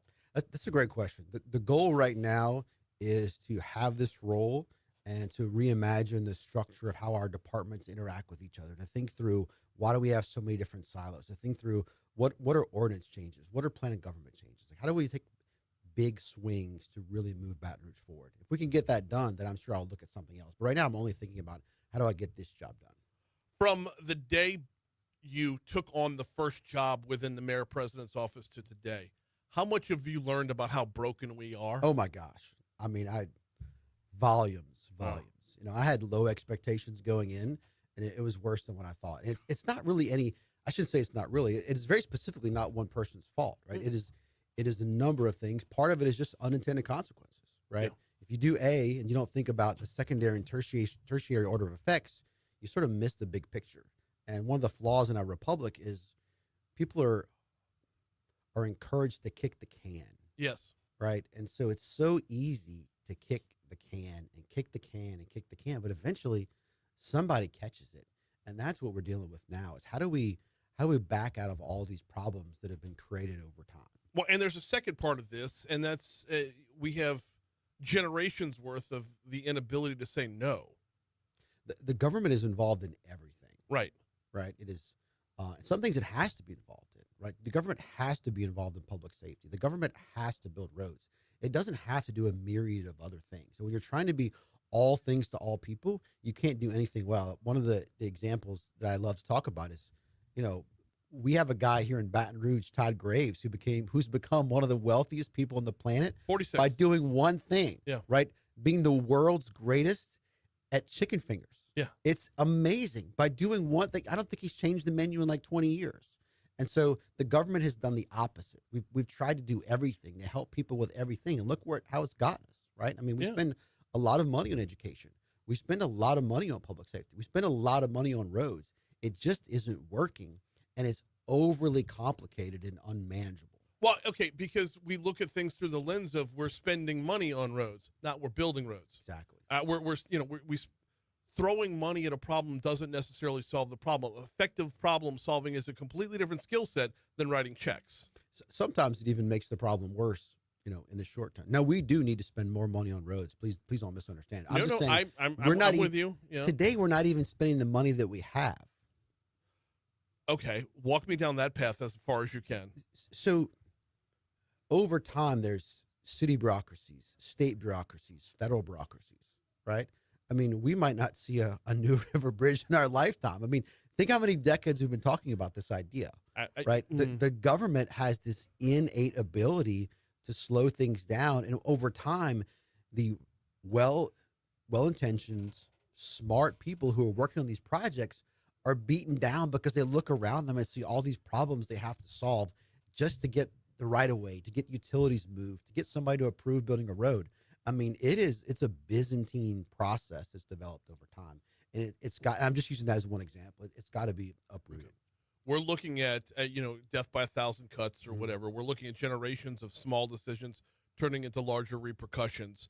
Your job as chief efficiency officer, are you going to be able to undo things one at a time, or is there going to, and I know I'm asking this question way too early. Yeah. Is there going to be some very large rude awakenings? Are there going to be some? I think it'll be a little bit of both. I think Okay. it probably has to be a snowball effect. If you think about it, every time we can stop doing 3 or 4 things the government doesn't have to do, that's 3 or 4 things our purchasing department doesn't have to manage. Right. That's 3 or 4 things the HR department doesn't have to think about. It's 3 or 4 things the budget doesn't have to worry about. It's 3 or 4 things the audit committee doesn't have to worry about. Those things start to compound themselves. The complexity is in the Byzantine thinking is what's crushing the government. I used to have a manager here as this show was growing in some of its earlier stages, who would get on me about my day to day versus my overall show, and he says, when you're talking about your day to day, if you, think about it as like when you hurt yourself and you walk with a limp, do you let yourself heal or do you learn to walk with the limp? We have learned as a city, we have learned how to walk with a limp for so long. We feel like that's our natural stride. Undoing that is going to involve convincing a lot of people who walk with the limp that, okay, you're going to take a back seat for a minute. Yeah. We're going to have to, defund this or lower the funding of that. These are very, very difficult conversations to have, but the healing process involves those. I mean, there's pain before gain, right? How do you convince those who have individually learned to walk with a limp that there's a better way? I think the mayor was elected with 55%, which is a big mandate in the city. People are ready for change. They're sick and tired of, of sitting in traffic. They're sick and tired of but if it's my students struggling at public schools. If it's my funding you come for first, I'm going to say, why not somebody else? Like we saw it with the library already, right? With that which is being put into Thrive VBR, or is it Thrive EBR or is it Thrive BR? Thrive EBR. Thrive EBR, which is going to be on our ballots in November, and it's going to be an uphill battle to remember that it is not a new tax. That's going to be like all these things are going to be in the long term, one of the smaller steps towards fixing ourselves, but a very important first step. Thrive is a perfect example. When that proposal was first talked about, it was thought to be impossible. There was no way the city council was going to pass it. But at the end of the day, the city council unanimously voted for Thrive. The library is 110% on board. Council on Aging is on board, right? Mosquito abatement is on board. Everybody took a step back and realized, hey, we have to change the way we're doing things if this is going to work. And now we just have to educate all the citizens out there that this is just good, basic business practices, right? This is not a radical idea. This is just saying, hey, over time, sometimes you have to change your priorities and you have to fund parish-wide priorities. We can't just put money in silos. I mean, we have over $1 billion in cash right now that's stuck in different areas. It will eventually be spent, but it's not spent today on things that we need. We got Charlie Davis for about 3 more minutes here on Talk 107.3 FM. Okay, I want to take the proposal that started Thrive EBR. There was pushback immediately, but we've got to, and I don't want to celebrate Sid too much, or Coach too much, but you can never celebrate the mayor too much. Come on. He was the one that said, we're going to have a pretty damn tough conversation. And he put it out there. And the library reacted, and the Council on Aging reacted, and mosquito abatement wasn't part of the first conversation. They volunteered on the back end. Yeah. But library and Council on Aging both pushed back immediately. The coach... Actually, you're close. The Council on Aging raised their hand. Oh, did they as well? Okay, I thought both were... Yeah. Well, both should have been. But I thought both were involved in the initial... But what happened here, and this is such a healthy thing, what happened here was... The person in charge, the CEO, not an efficiency, the person in charge says, here's where we need to go, and it's going to be hard. And the library said, whoa, we can't do all that. And then the person in charge said, well, the person in the executive office said, okay, let me hear your end. Like, it started with a tough discussion, and everything's going to have to start with a tough discussion, but it also involved listening as well. That's why I think Thriving Beer is so awesome, is because it involved the very healthy nature of conversation. Yeah, you're exactly right. The people have a lot of faith and trust in the mayor. He is an incredibly authentic human being. I don't know that I ever met anybody with higher integrity than Mayor Sidette was. And so people trust what he tells them. And when he says, hey, we have to do this, I think they say, okay, there must be a good reason for it. Yeah. 1 minute left, and you knew this question was coming, and if you didn't, shame on you. How far can you get in this role before we all realize that the consolidated form of government is a waste of time? Oh, that is a loaded question. Yes, it is. I would say that deconsolidating the city right now is very, very dangerous. Okay, Very right dangerous. now. Right. Those two words are important Let in me there, Charlie. say deconsolidating the city parish is dangerous. Okay, You know, why? The better way to have solved this problem over time would have been for the city of Baton Rouge to have expanded, and that didn't happen over 20 years. Right. So the unintended consequences caused a new city to form. I think St. George is going to thrive, no pun intended, right? Mhm. There's brand new infrastructure out there. You can't almost go anywhere in St. George without seeing construction of new roads, of new buildings, new commercial operations. I mean, it is a thriving, growing metropolis. When we first started, we were a city and a parish. Now we're 5 cities and a parish. I mean, with the Baton Rouge flag might as well look like the Olympic flag with the Venn diagram. I mean, this is where we're at right now. And I hear you. It is dangerous to decouple all that. But at the same time, though, man, we're going to have to take a hard look at how we fund our constitutional offices. Right now, the district attorney is funded by sales taxes that come from the city, only one city, even though he does work for the entire parish. Yeah. No one intended that, right? That's not a good idea. It's just where we are today. And so the district attorney, the public defender, even the coroner, these constitutional, when I say constitutional, I mean parish-wide offices, need more funding in order to do their jobs. Otherwise, Baton Rouge, we have one of the slowest court districts in the country, right? Yeah. And it's because the backlog's ridiculous. And it feeds on itself. Yep. Right. It feeds on itself, and over time, it makes it more and more expensive. It's sort of like we like to build new things, but we don't plan for the maintenance. Right. Right. The 19th JDC building has been leaking almost since it was built 15 years ago. There's money for CapEx. There's money to build new things, but it's not sexy to maintain things. Right. Right. So our roads are falling apart while we're building new things at the same time. We have to prioritize the basic blocking and tackling of government, which is caring for these assets that we need to last. I mean, Baton Rouge is now a 300-year-old city. Yeah. Right. America, in a sense, is sort of becoming Europe. Like, we have an aging population, we have aging infrastructure. We have to do a better job of maintaining these things that have been built over time, or you're always going to pay more in the back end if you don't.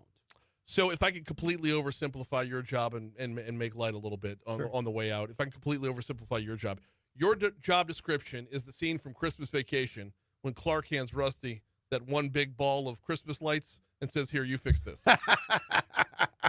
You're Rusty Griswold now. I'll just get some new lights. Yeah, absolutely. He's Charlie Davis. Man, thank you so much for a couple minutes today. Always a not pleasure. the end of the discussion, just the end of the segment. Just the beginning. Yep, absolutely. Appreciate you coming in. News, traffic, weather, Crimestoppers is next. Awesome. Sorry to bomb you with the deconsolidation topic. It comes up all the time. Yes, and it absolutely should. Because for deconsolidation? I didn't realize that. I don't know. I don't know, because deconsolidation might be a lot of unsustainable choices that go along with it. Does that like it feels like it's the right thing to do, but the actual implementation of it might cause more harm than good. So You don't want Baton Rouge to become Jackson, Mississippi. Say that again. Oh. We need the whole parish. We need the whole 9-parish area to thrive. Right? We need Ascension to thrive. That's the conversation I had with Lori Malasaw 2 days ago. Oh. Well done, sir. Always. Anytime. Thanks for having us. Yes, sir.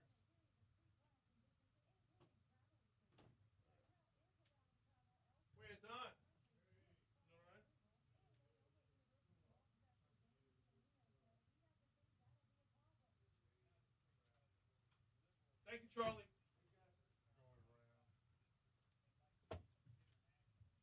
Yeah.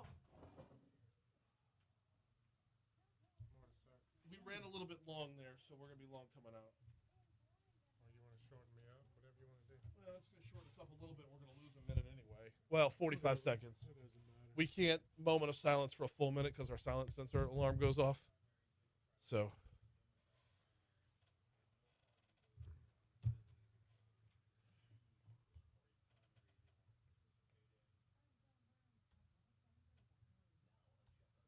What is John Burns doing now? She's with Louisiana Radio Network part-time, I think. Is she?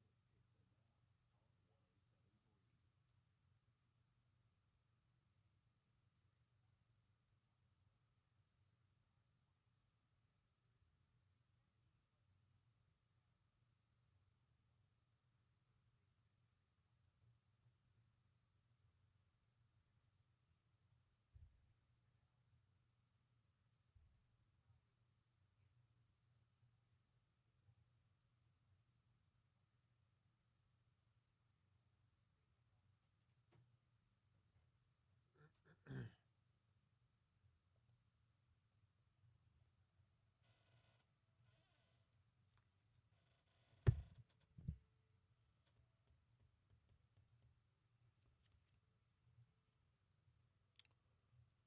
.739 Talk 107.3 FM WBRP. We ran a little bit long right there. Actually, both segments did. So let's waste no time. It's time for Crime Stoppers.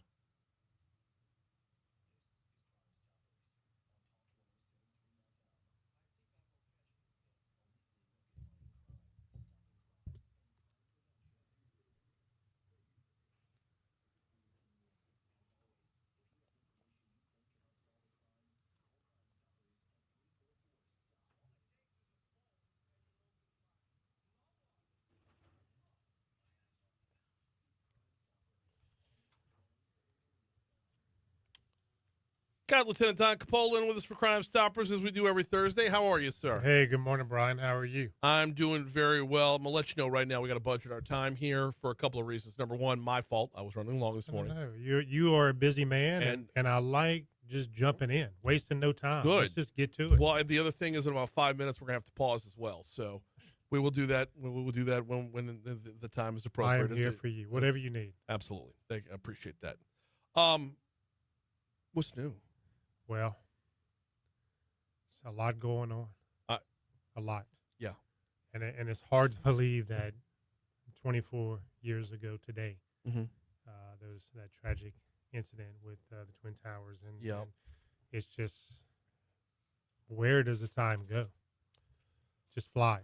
No, I completely. And then I don't know how dialed in you were yesterday with Charlie Kirk's assassination, but I saw that. there's yes. a Crimestoppers tie here as well, because this is another real life example of how folks can help when they have one tiny piece of the puzzle. Exactly. You have an assassin who had to get to a location to assassinate and depart from that location. You have someone who is still on the run right now. There is a manhunt underway. Yes, and we say this over and over again, and don't assume.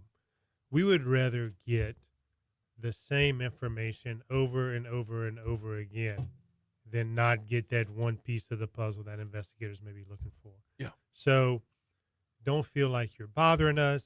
Don't feel, oh, someone else called about this. No. Crimestoppers, give us a call, 344-STOP, P3 Tips app. Go to our website, crimestoppers225.com. It is all anonymous. Whichever route you decide to take, know that it is anonymous, and we will get that information passed along. God willing, we never have to have something like this happen in our own backyard. But I mean, you can, create the you can see the picture play out, Don. Here, like if this is an outdoor event on a college campus. Yes, we have, LSU Southern and BRCC all have those same venues. Same venue. Yes. What would be some of the, and I know I'm hitting you with this kind of as you walk in, but what would be some of the things that people might not be thinking that they saw that they may have seen? Well, it could be not only what they seen, but what they heard. It could be that suspicious individual that just doesn't fit the crowd. Okay, it could be a vehicle that's heard and then seen quickly leaving the area. Yeah. It's just the little details that we ask people to pay attention to. You hear it all the time around the holidays, stay vigilant, so forth and so on. Well, that needs to be all the time for your safety, for your safety of your family, your neighbors, whoever it may be at this event or whatever event you may be attending. Last week LSU football, right? It was huge, not only in the stadium but the campus itself. But it's just pay attention to the little details. Download the P3 Tips app on your phone. It's better to have and not need versus need and not have, as said by yourself many times. Yep. But yeah, and we would rather get calls and they turn out to be nothing instead of something that investigators are looking for. Got a couple of fugitives we're looking at for today. We got 90 seconds before we pause, so give me the first one. So we're going to jump over. We're going to start with Ascension. Ascension Sheriff's Office is still looking for Raylan Kennedy on the charge of aggravated criminal damage to property, battery of a dating partner, and false imprisonment, along with Derek Turner Jr.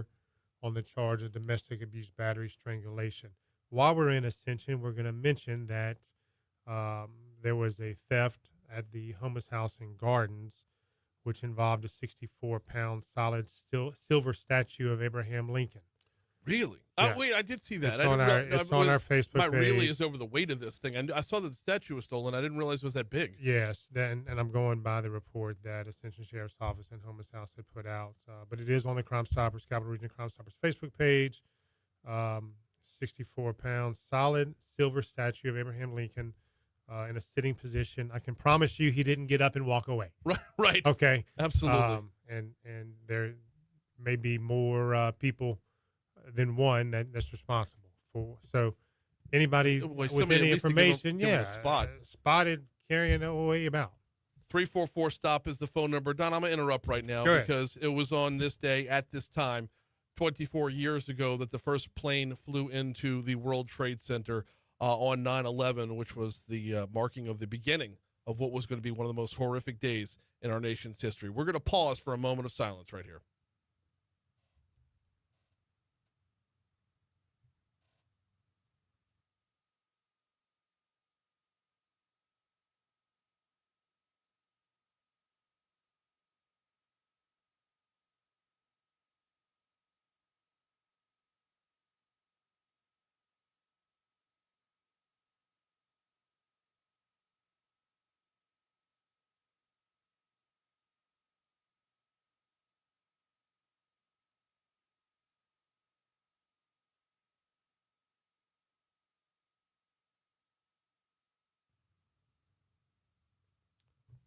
Rolling over to 747 at Talk 107.3 FM. Hard to believe 24 years ago. It is 24 years that have flown by, and at the same time, it feels like it was forever ago.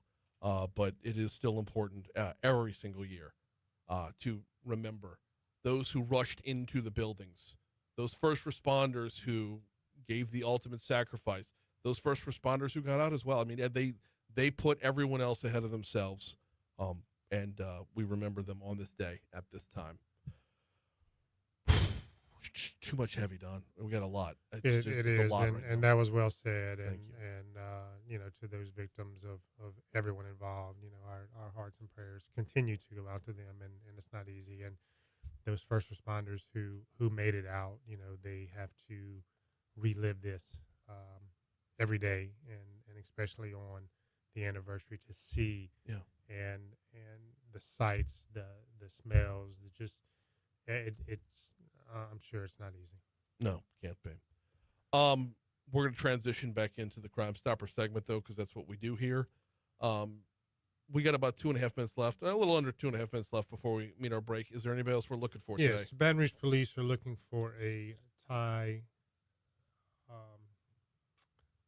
Can I try it? It's a very Game of Thrones name. Go ahead. Tizerian Castle? That's what I was going to go with. I got stumped. Tizerian Castle. On the charge of attempted second-degree murder, illegal use of weapons, and aggravated criminal damage to property. It's believed that Castle had a conflict with a victim, ended up shooting this victim a total of 8 times. The victim is still living. I remember this story. Yeah. He's still living. Was shot 8 times. If you look on our Facebook page, there's a picture of Castle.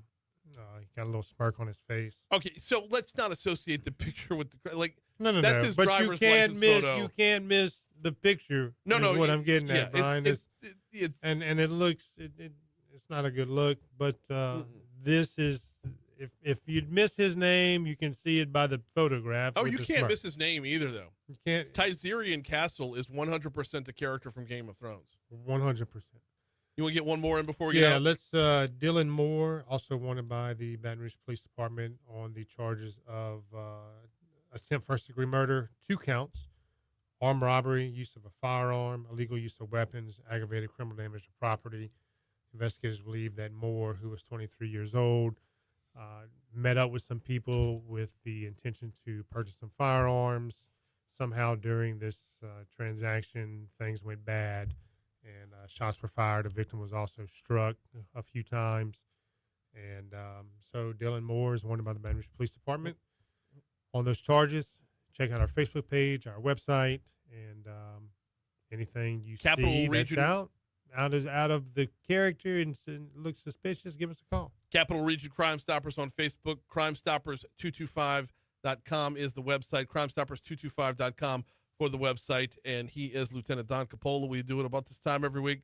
I always appreciate it, sir. Thank you. Thank you. Here's your money now. That was awesome. Yeah, I'm sorry it was so jammed up. That's all right.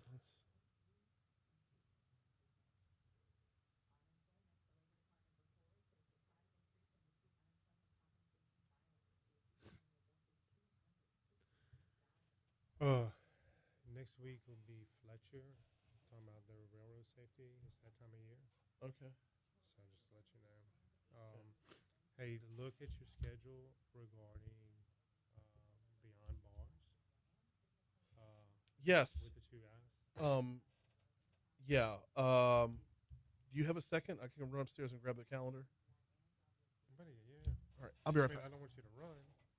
You got a bad knee. Well, I guess I have a bad knee, but it's doing all right now. You know why? Because I listened to you. Unlike John, who just don't care. I've been slowly rehabbing my knee, and it's getting better.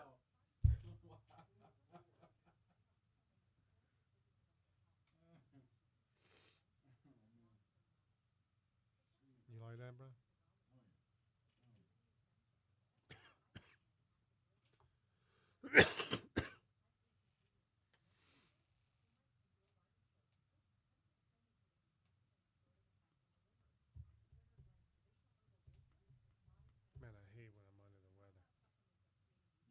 hate when I'm under the weather. It's just that Whew.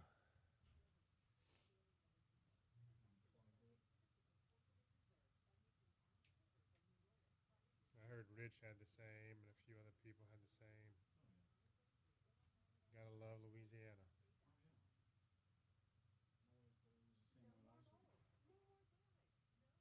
It just ran its course. It just ran its course.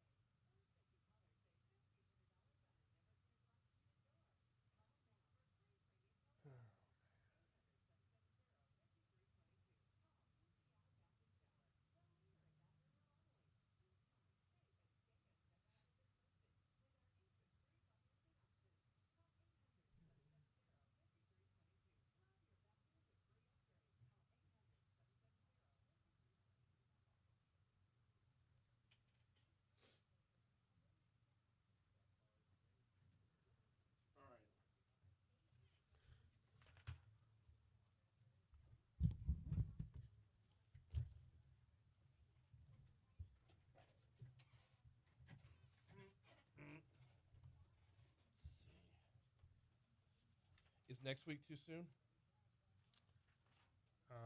What day? Have all your pencil?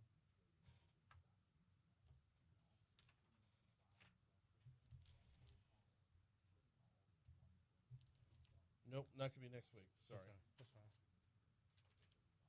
fine.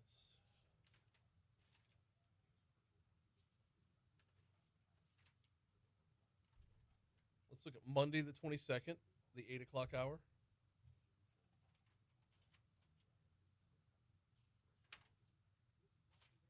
Like 8 o'clock hour means 8 o'clock, or Yeah, 8:05 all the way through 9. Shit.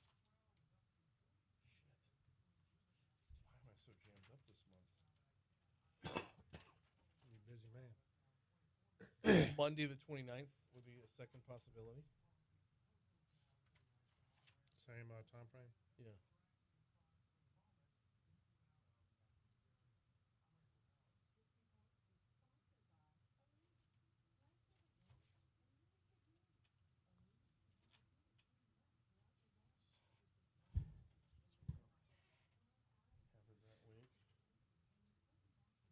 Thursday, October 2nd. Okay, that's Let's try those. That's our banquet. Shit. All That's right. these two. Let's start with those two. These. If we can't, we'll work something else. I mean, the good news is it's open ended. You know. Yeah. No. And I will. I'll reach out to them and I will let you know. Thank you. Thank you so very much. My pleasure, sir. Always. Thank you, sir. See you soon, buddy.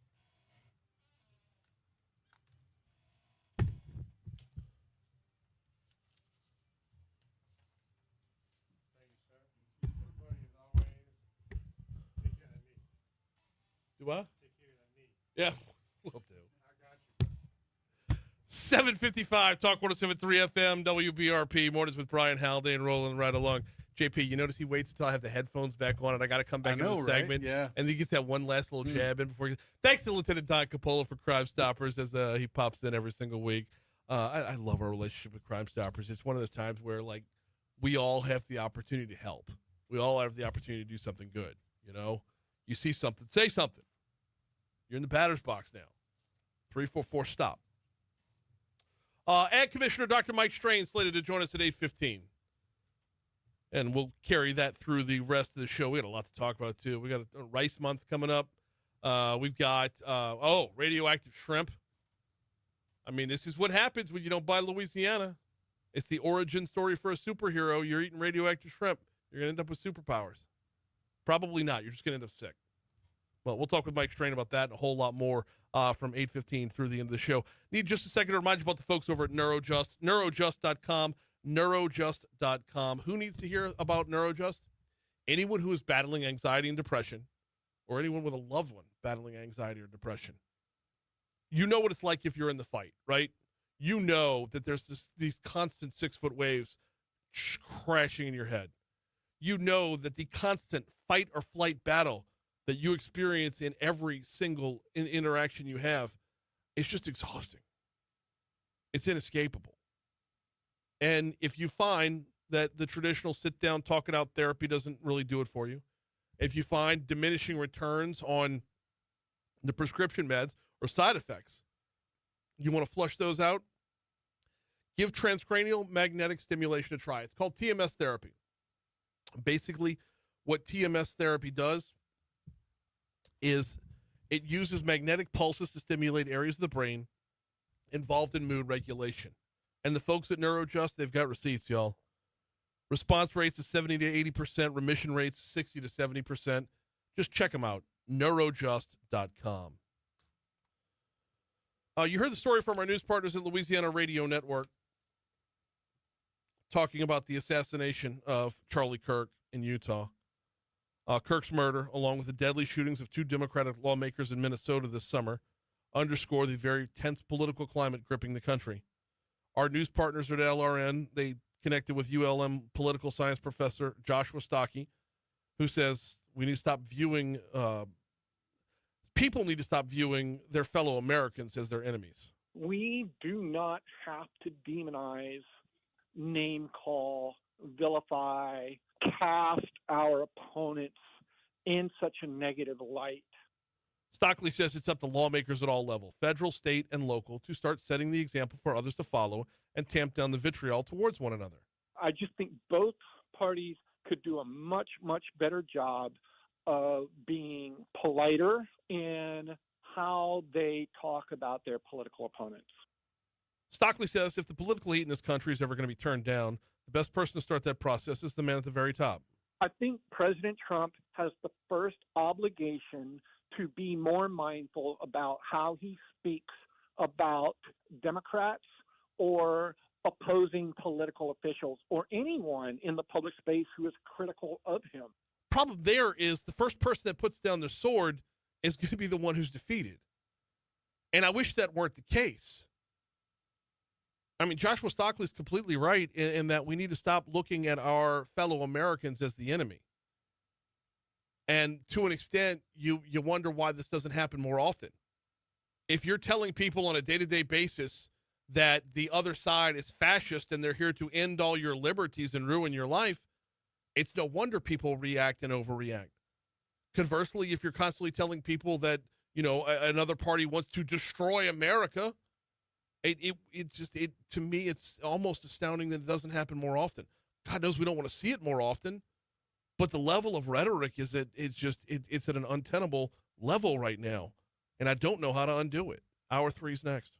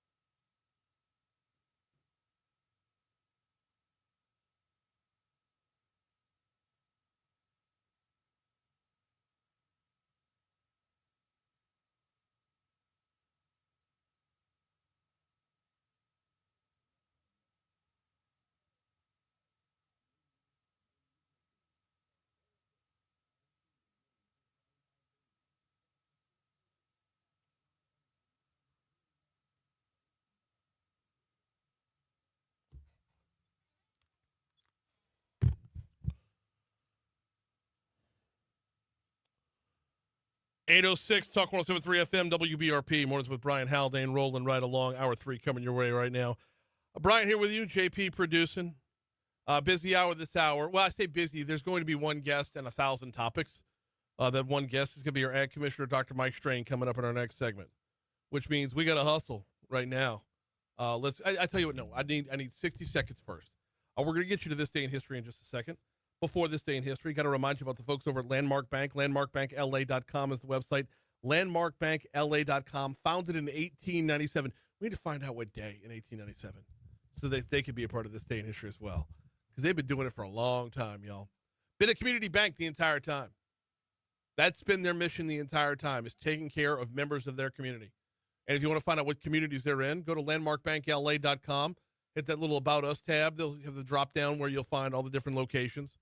Whether you're talking about Denham or Bruley or Zachary or Clinton or wherever else they are, they remain true to being a community bank, meaning whether you're talking about your personal banking or your business banking. If you're starting a small business, you know what kind of guidance you need along the way. Anybody who went through COVID on the business front with the PPP process, you know what that personal relationship with your banker's like and why it's so unbelievably vital. Check them out online at landmarkbankla.com. All right, JP, you ready for a little This Day in History?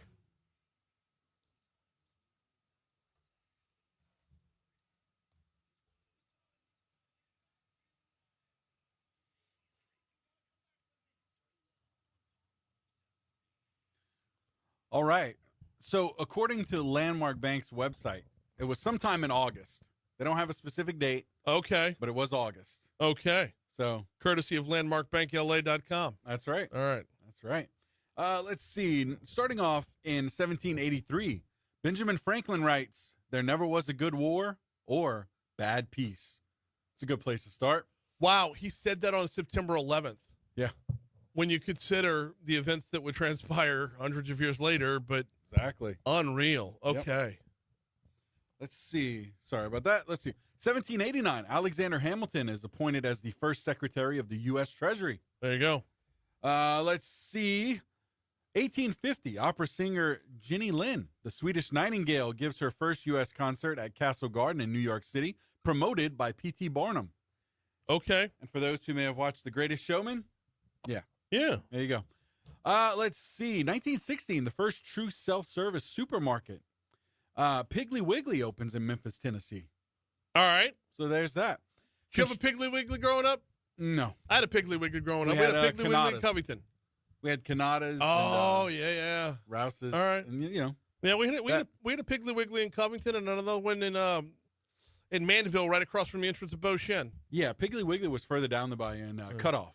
Okay. Cutoff. Wait, say that again. So that was one of Bonnie and Clyde's favorite stops. Piggly Wiggly? Absolutely. Not the one by Beauchene. Oh, no, not the one by Beauchene, but you know, they regularly made a cash withdrawal from Piggly Wiggly. Okay. Okay. Yeah. See, the one by Beauchene was one of Hobie Brenner's favorite stops. New Orleans Saints tight end back in the 80s. Oh, man. I don't know why I remember that. Construction of the Pentagon begins today in 1941.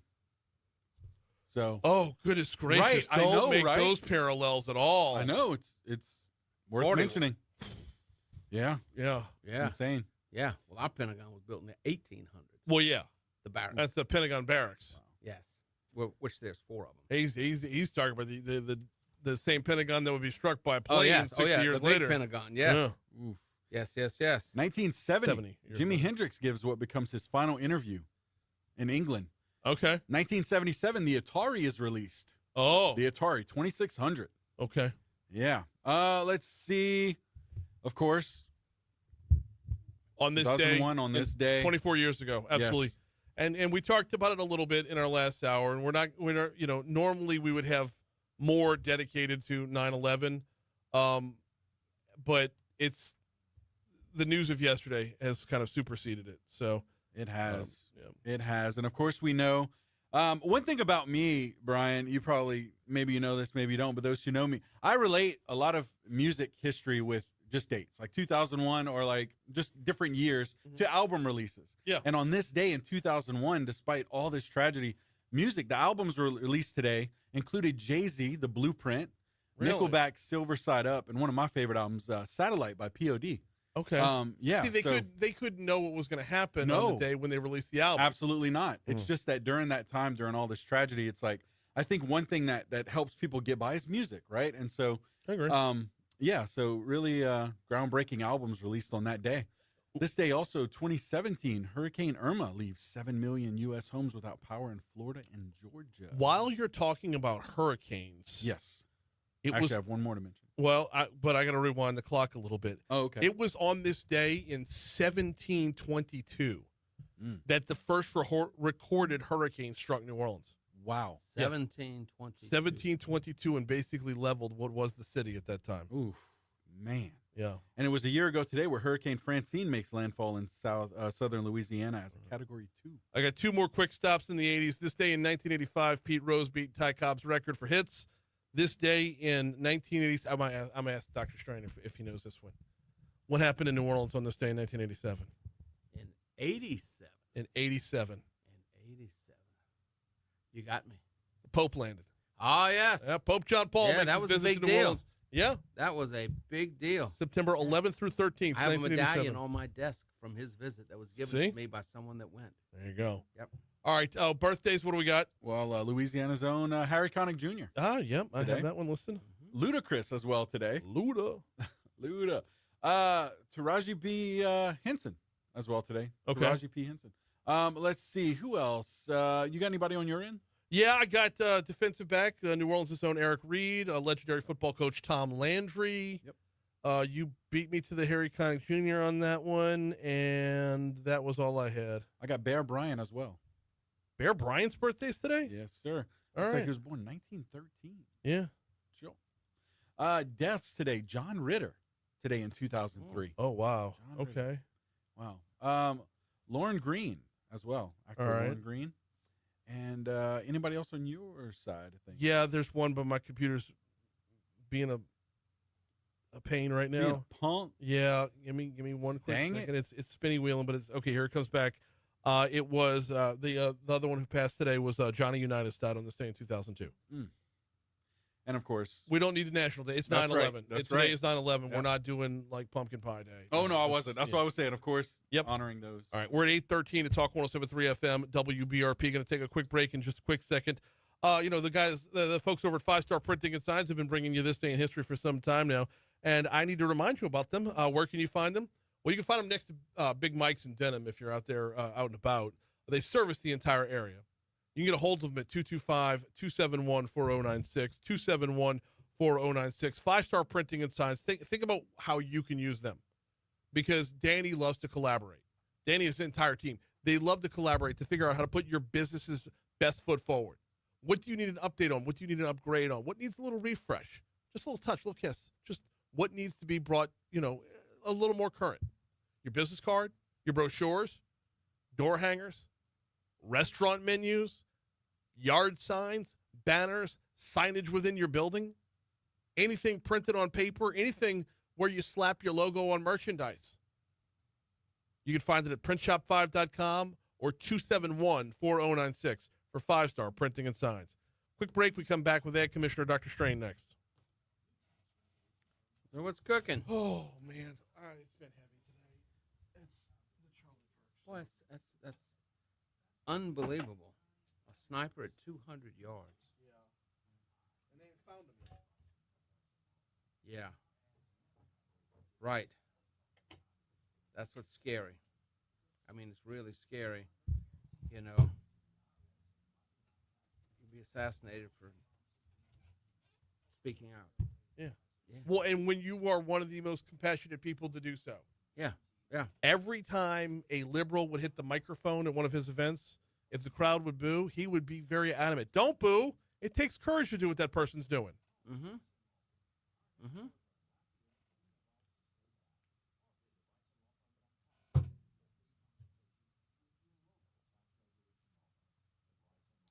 Renee says, my mom and dad were there for the Pope. That's awesome. Wow. That's cool. That's cool.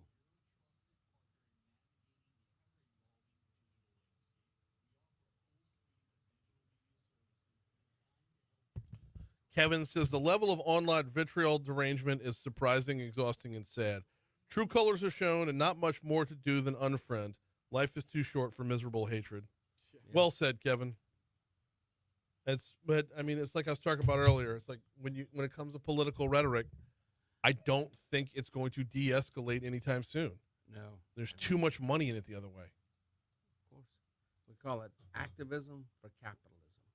Yeah. Capitalism for activism. Yeah. Right? And you find many of these actors, whatever it is, it ends up becoming a financial, a business, a way of life, and that's when it starts going off the rails.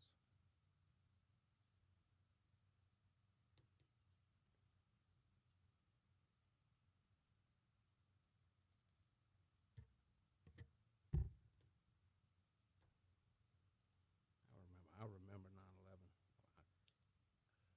9/11. Is Danny not the sponsor of the Day in History anymore? I don't think it says it in there.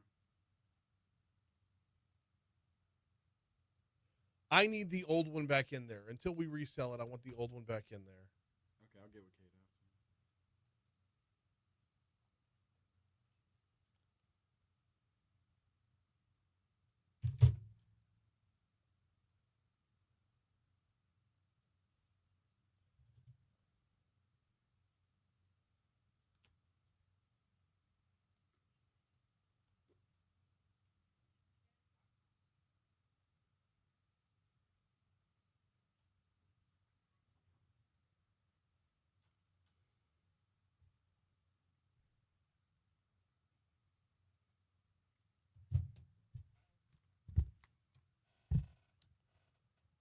818 to Talk 107.3 FM, WBRP, Mornings with Brian Haldane, rolling right along. Before we dive in with our Ag Commissioner, Dr. Mike Strain, want to remind you about the folks over at Mathern. It's going to be a big game day on Saturday. Going to be a huge day on campus. You can only fit so many folks inside the stadium, but the number of people who are going to be on campus is going to be ridiculous. Isn't that amazing? If you're bouncing from tailgate to tailgate, swing by Mathern's. They are the closest grocery store to campus. They're directly across the street. They're directly across Nicholson, in the Nicholson Gateway Shopping Center. And look, want to stop off for a bowl of jambalaya, want to stop off for a cold beer, they've got you covered. Or on this front, if you forgot something for your tailgate or ran out, they've got you covered there as well. They're open every day, but they're open on game day especially. It is Mathern's. You can check them out in the Nicholson Gateway Shopping Center. All right, time to welcome in our Ag Commissioner, Dr. Mike Strain.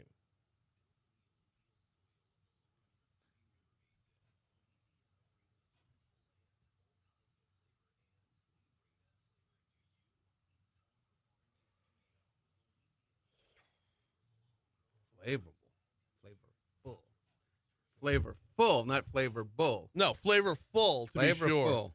Dr. Strain, how are you, sir? Man, I am well. Staying extremely busy, which is good. Oh, yeah. I was down in Houma with a legislative meeting just the other night. And so just a whole lot of things going on, and we're doing more and more of those. And so What legislative meeting is this? Is this the town halls that are roaming around? Town halls, that's okay, right. Okay, we had Speaker that's DeVilliers right. on about this the other day. I was with Representative Domain. Okay. And she's just a wonderful legislator, a very strong ag ally. But she wanted me to come down and talk to her shrimpers, right? And to everyone in the seafood industry, because, now we're doing a lot more with seafood. Yeah. We're doing testing, we're doing labeling, enforcement. We're really working to try to start promoting seafood. If you and to put it in perspective, if you go back 30 years ago, 20 years ago, shrimp was king, right? You think about Louisiana, it was shrimp. Yep. And today, shrimp is about a $38 million a year business. That's what comes into the boat level. Crawfish is now over $250 million, right? Okay. $250 million. And so, people, we've got to really, emphasize people, if you want a local seafood product, we have the finest seafood in the world. In the world, there is nothing better than those Louisiana shrimp, or our magnificent oyster and the crabs, right, and our crawfish and our catfish, and so. But you have to ask for it, and so in addition to doing all the things we're doing with testing now, looking for antibiotics, which we're finding. Right, and if you saw the stuff with the cesium, we test for like cleanliness and antibiotics and all the other good stuff. But Radioactive isotopes was not on my bingo card. Well, it is on ours now. Yeah. Right? You never thought about that.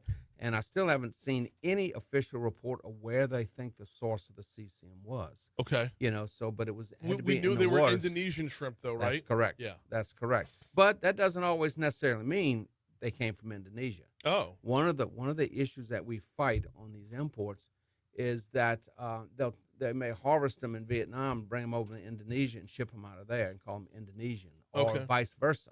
Okay. So we're always trying to track it down. So, but at the end of the day, we're going to have to get a handle on and start looking at other products. You've seen several different loads. One batch that came into California was contaminated, and cesium is a man-made radioactive waste. Right. It is not something that is natural in the soils. And so, we're working on that, but we're also really, escalating what we're testing for in as far as antibiotics. And, so far we have found several samples. We notify health and hospitals immediately, and it's tracked down, and then they seize the product. We also notify, the Food and Drug Administration, because these products, come in from overseas. They may not have come into a Louisiana port, so we can get them cleaned up and get them out of there. And the other thing that we are doing, we're working on having tests, what we call accredited tests, that, in other words, those that will stand up in a court of law on origin of different seafoods. Okay. So one of the things that we can do, and we're actually running tests on now, is on fish, catfish. If it says catfish, we can tell the difference genetically by DNA from catfish and other species, Pansagas, which is a good thing. And we're using Eurofins out of New Orleans, a very advanced laboratory.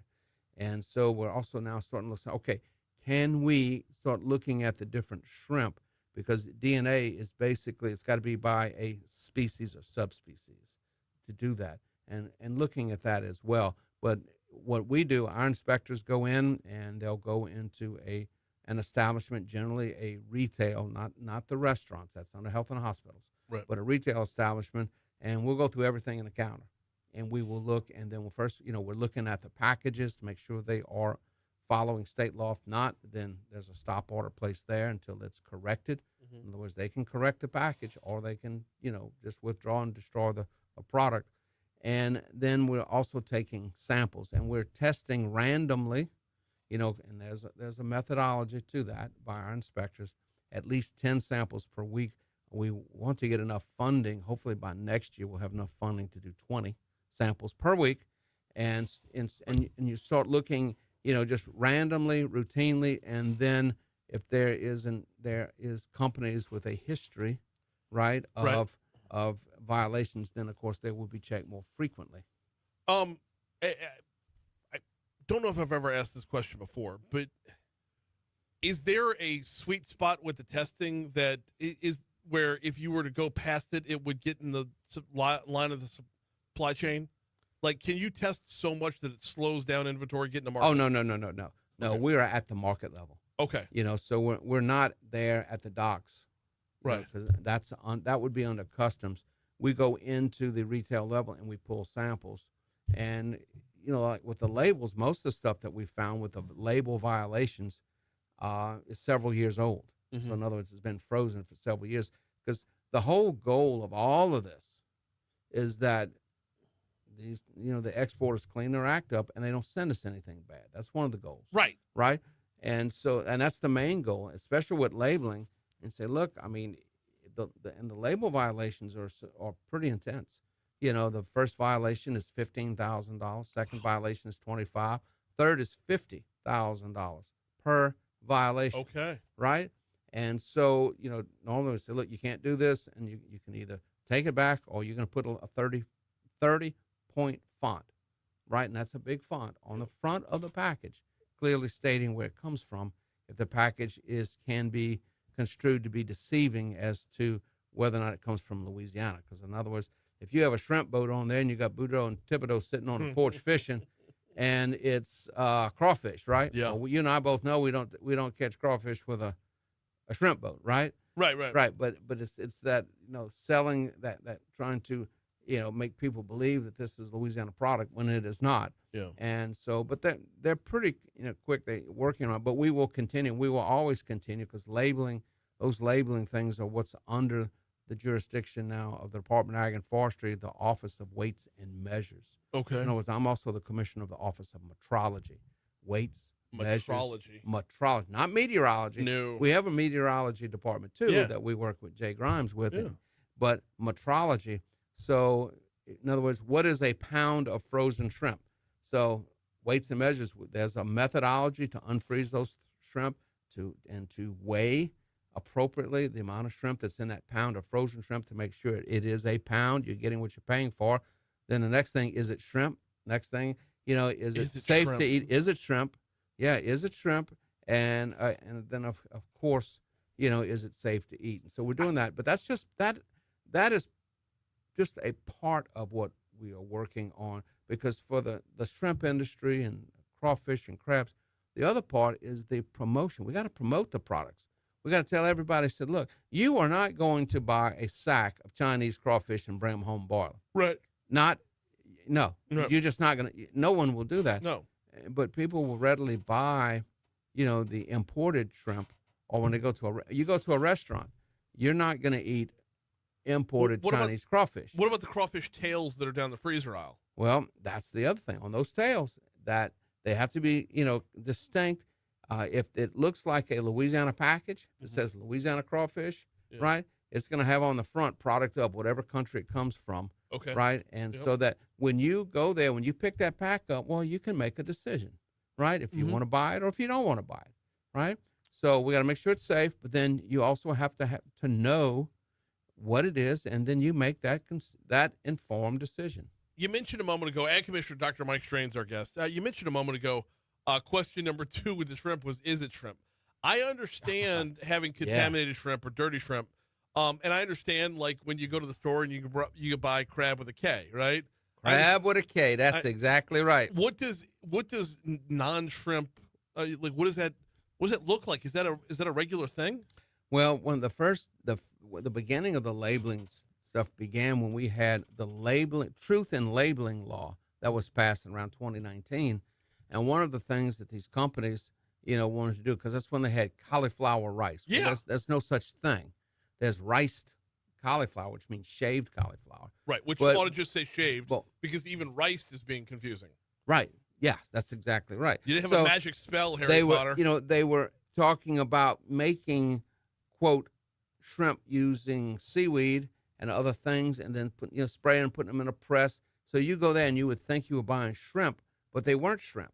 And so under those labeling laws, and we were one of just a handful of states that passed these state labeling laws, trying to get the federal government to follow suit. And then, of course, we were in federal court for almost 5 years. But at the end, well, we went all the way up to the U.S. Court of Appeals, which in the federal system, and the next step was the Supreme Court.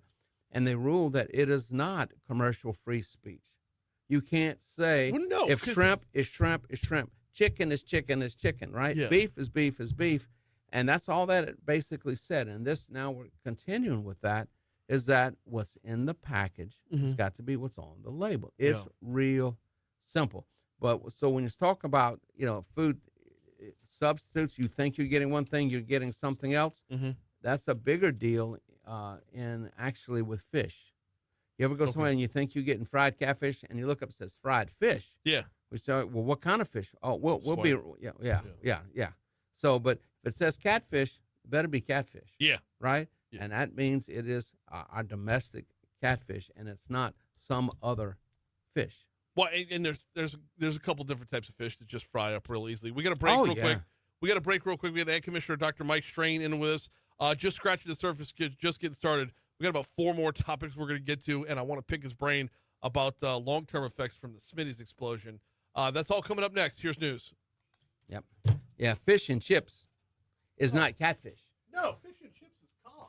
Yeah, it's cod. You want Yes. real fish and chips. That's right. It's also a different type of batter and a different type of oil. It is battered. It's heavily battered. No, I'm telling you, it's quite a lot of batter. It's good. I've had fish and chips a number of times in the last month. there in merry old England and in Ireland. And they eat it with vinegar, like a vinegar, not no, yeah, no, yeah. They're not gonna bring ketchup to your table. It's a vinegar type dip. It's good, but it's different, like whoa, different.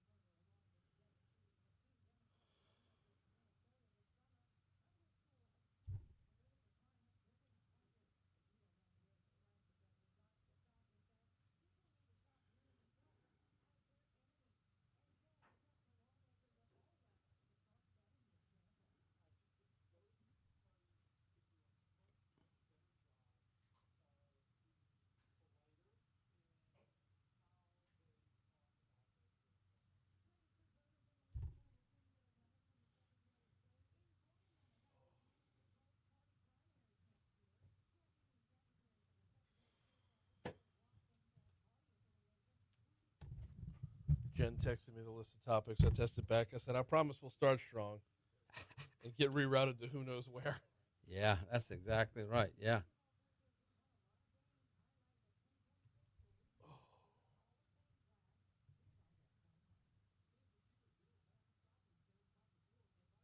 Tell Gen Z, no, we can talk about something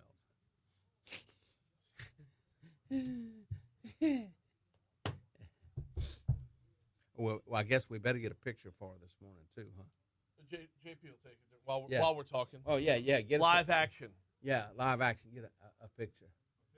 Yeah, Well, she ought to be able to take it down from here, huh? She can take the pictures down from the Facebook and YouTube. Yeah. Yeah. You can screen grab that, but I'll have JP send it. Okay. Yeah, do that. That way we stay out of trouble. We stay in the good graces. Yeah. Yes. Yeah. There you go. Louisiana Cattlemen's Festival and Parade. Yes, indeed. I want to talk about that because I'm the Grand Marshal. Oh, are you now? I am. I'm the High Poobah Grand Marshal. Yes. Where's that festival? That is going to be in. Let's see. That's always not Houma. I was just in Houma.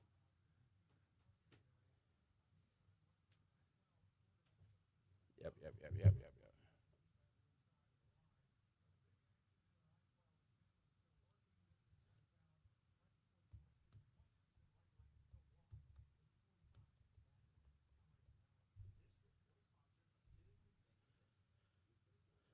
Abbeville.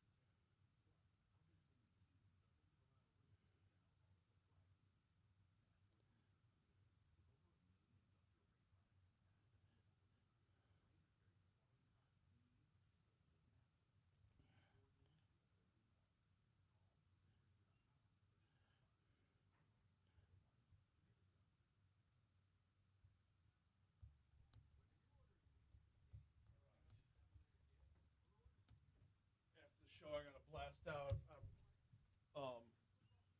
Got named to the steering committee for the Young Entrepreneurs Academy. Oh, wow. At our first board meeting, my first board meetings today. So It's Abbeville. Parade at 2:00 downtown Abbeville. I am. Abbeville has a I downtown. am the Grand Marshal. Grand Marshal. So how do the cattlemen parade? Do they parade of cows? Oh yeah, man, we all ride. You ride a cow? Oh, yeah. Like last time like in Blazing Saddles? Last time I drove a tractor. Mongo and Blazing. Mongo. Oh. Yeah. Driving a tractor sounds fun. It was. Yeah, it's always fun. So, yeah,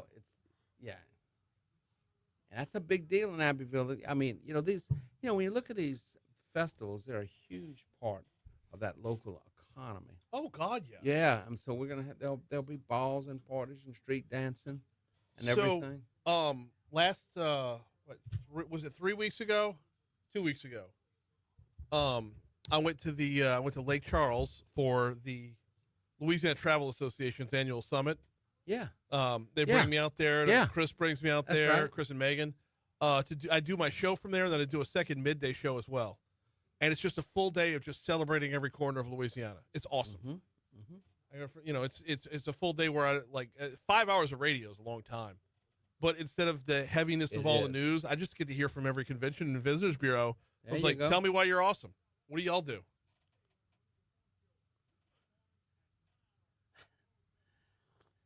We're not listening, Moon. We're gonna mess with you. We're gonna take over your show today. Commandeer it. I need to pair that up when a day when I could actually fill in for him. Yeah, we'll do Kick that. his ass out. Oh yeah, yeah. When you fill in, so we'll Yeah. just kick him out. Oh my goodness, we'd have fun. I've only filled in once so far. So That's right. The Moon Griffon Show, as it ought to be. So he comes on my show every Monday, just kind of we just BS back and forth. Yeah. And you know what I call the segment? Everything under the sun with Moon. He's something. He is something.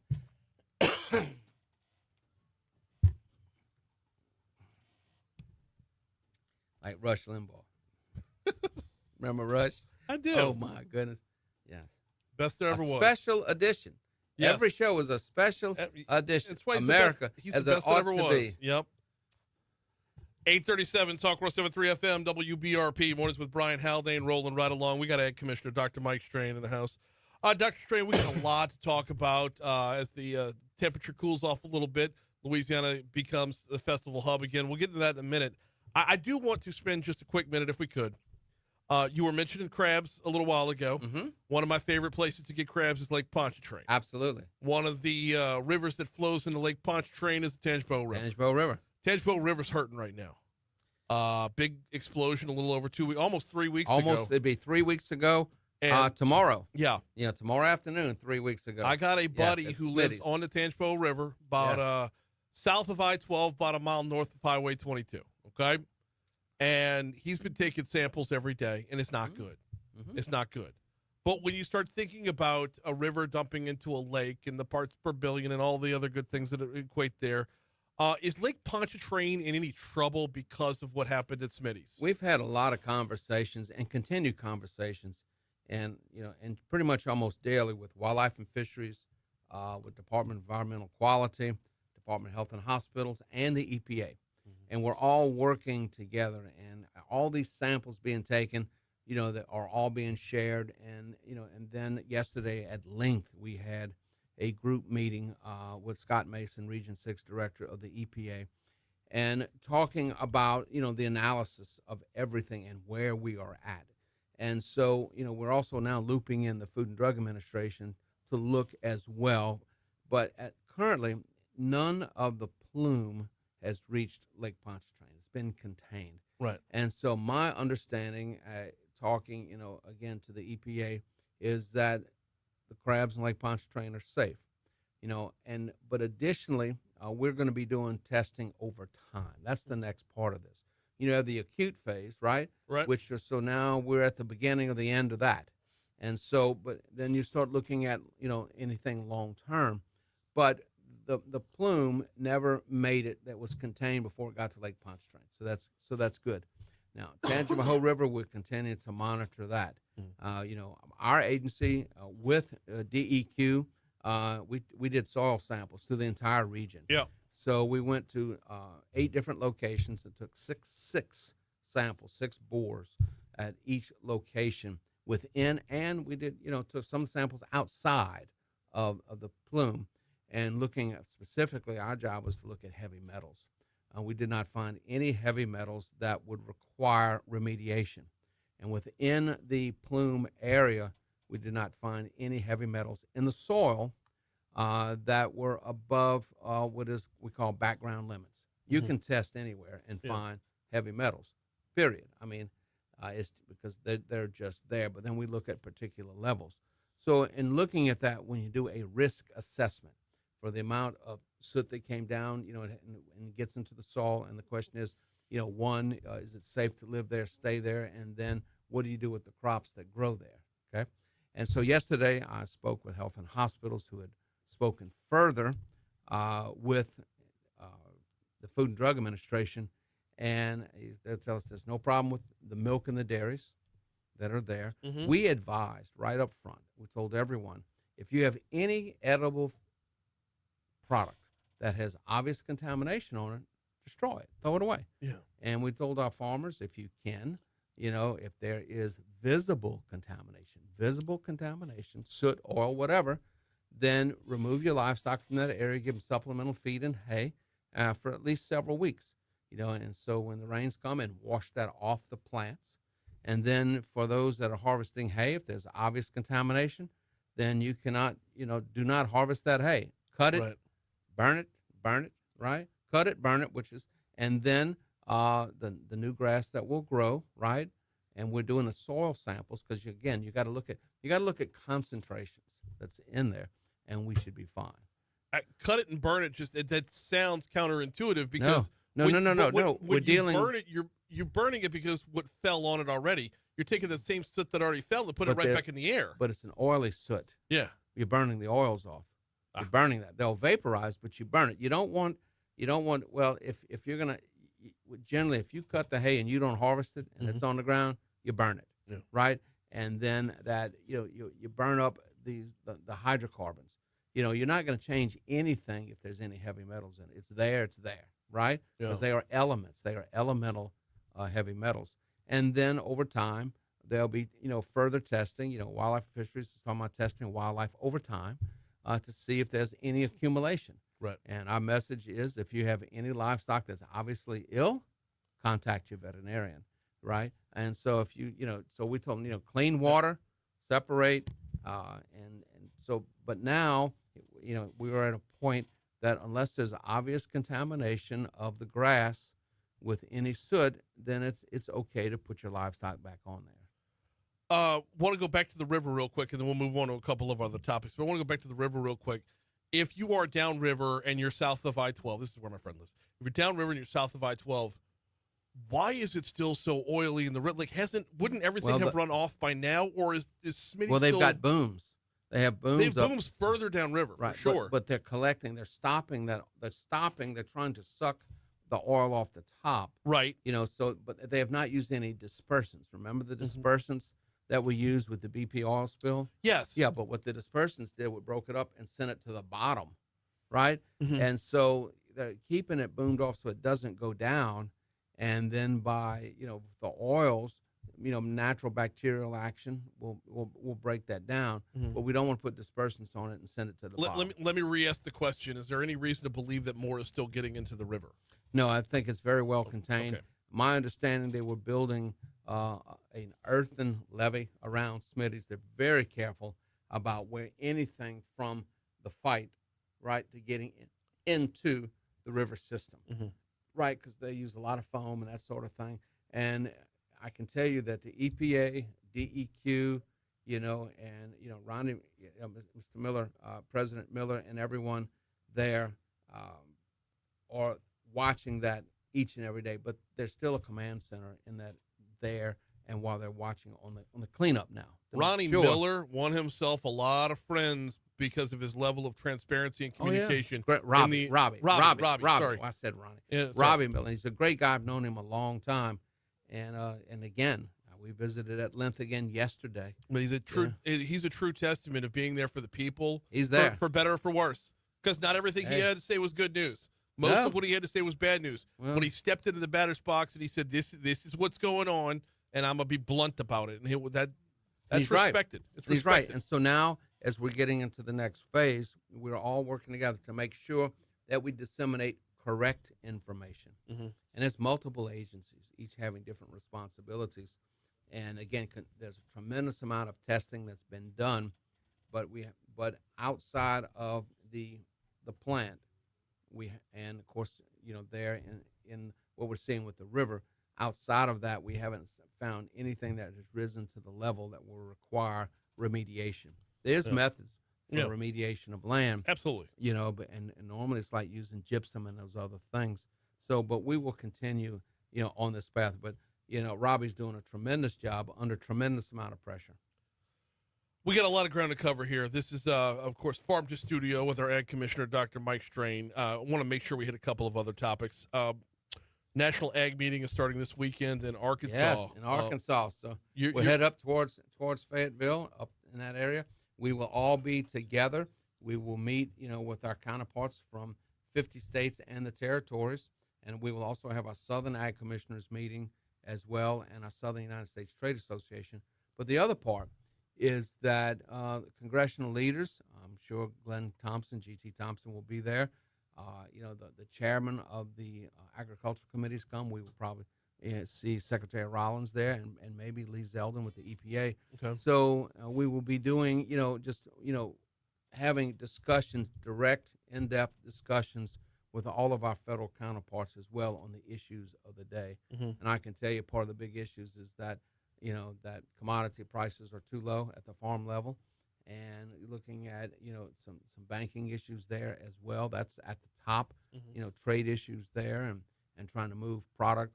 And so then the other issues like dealing with the screwworm issue there in Mexico, which is, and its effect on beef prices.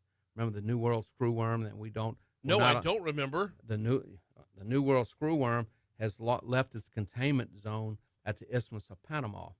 And that particular entity could cause billions with a B dollars worth of damage if it gets into the United States. And the difference between the New World screwworm and the Old World screwworm, one, we eradicated it from the United States, but it is a pest, an invasive pest that will attack normal, healthy animals. Normal, healthy. So in other words, it doesn't have to have necrotic flesh for a wound, but it can attack normal animals and can cause, again, billions. And so it was contained at the Isthmus of Panama, a very narrow area. It has jumped that, and it's jumped containment several times. So we will probably end up How does it jump containment? It's a fly. It's a fly larva. And so, So, and the only effective way to treat it is to Looks release. like a maggot. That's exactly it is. And look at the teeth on. Look at the hooks. They call them hooks. Yeah. Look at the hooks there. Yeah, And borderline, that's right. The lancets, and that's what it does. It looks like a maggot doing an impression of a walrus. That's right. Those are the hooks. And so there was one case, but it was in a human being. Human case. It's a human case. That's right. That came from South America. This affects humans as well, but it's more commonly in livestock. But it is estimated it could wipe out 80% of the wild deer population if it gets here. 80%. Wow. And so the only way to fight it is to breed and release sterile flies to mate with those flies and stop the progeny. Spraying doesn't help. Now there are treatment mechanisms for livestock, but once you get to that level, it's a very severe problem, and there's limited amount of product to treat all the cattle in the United States. So again, we're working on it, but that's one of the reasons you see now record beef prices. Beef prices are hitting new records every week. Now. Yeah, they're insane. If you look at feeder cattle, calves going into the feedlots, right? Yeah, going into the feedlots, averaging $3.63 a pound. So you're looking at $2,400 to $2,600 an animal going into the feedlot, and so those prices are like $750 more this year than they were last year. We got a break real quick. We'll continue next. Here's your money now. Yeah, it's driving grocery prices. But the beef within the store is safe though, right? I mean, it's more expensive. But Oh it's yeah. Safe. Oh yeah, it's safe. Yeah. There's been no. Yeah, so we're not allowing any Mexican imports. We're not gonna have a hitchhiker bring that in. Yeah. But the number of beef cattle, they're selling the heifers because they're so valuable. So instead of raising them as cows, saying, "Well, I'm sorry, look at $2,800 a piece, bye, baby." Yeah. Right. Yeah, I'll take my money. Yeah, I mean, you're talking about real money. Yeah. Big time money, and so that continues to drive the price. So let's take like just as an example, a Sean Segura who advertises on our sister station. Okay, he'll sell beef directly to the consumer. He'll sell you you could buy a side of beef, you could buy a quarter of a cow if you want to. Like, how do you? Is that comes out to be in times like this? That's a better value. Well, yeah, because it's still expensive because you're cutting out the middleman. So live cattle, those coming out of the feedlots at the feedlot level, on the hoof, are selling for about $2.40, $2.50 a pound. Now, some of these animals, are going to weigh in probably at about 1,800 pounds. Oh yeah. So they're fed, but again, so if you look at the value, look at what these animals are valued, right? So just coming straight out of feedlots in Oklahoma, where they're moving tractor trailer loads at a time. So you're talking just shy of $5,000 for the cow. Yeah. Right. Now, when you harvest that cow, right, you're going to lose about a third of it in bone and in offal and, OFFAL, offal. Yeah. And hides and all that sort of thing.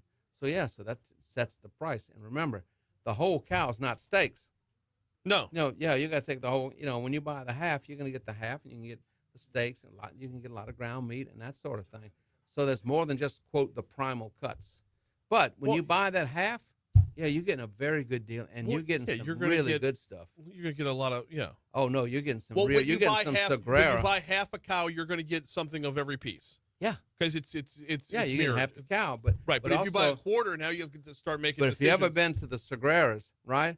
Oh, what? He's been here before. Oh, yeah, they nice. Your boy did Foodie Friday one day. Did he? Drove up with a grill. You ever have one of his steaks? Oh, so he brought his grill. He brought his grill. Whoa, let me tell you something, right? Your boy grilled in the parking lot. Oh, yeah. Flynn Foster rolls in. He's like, "Why is there a truck with a barbecue pit in my spot?" And I'm like, "Are you?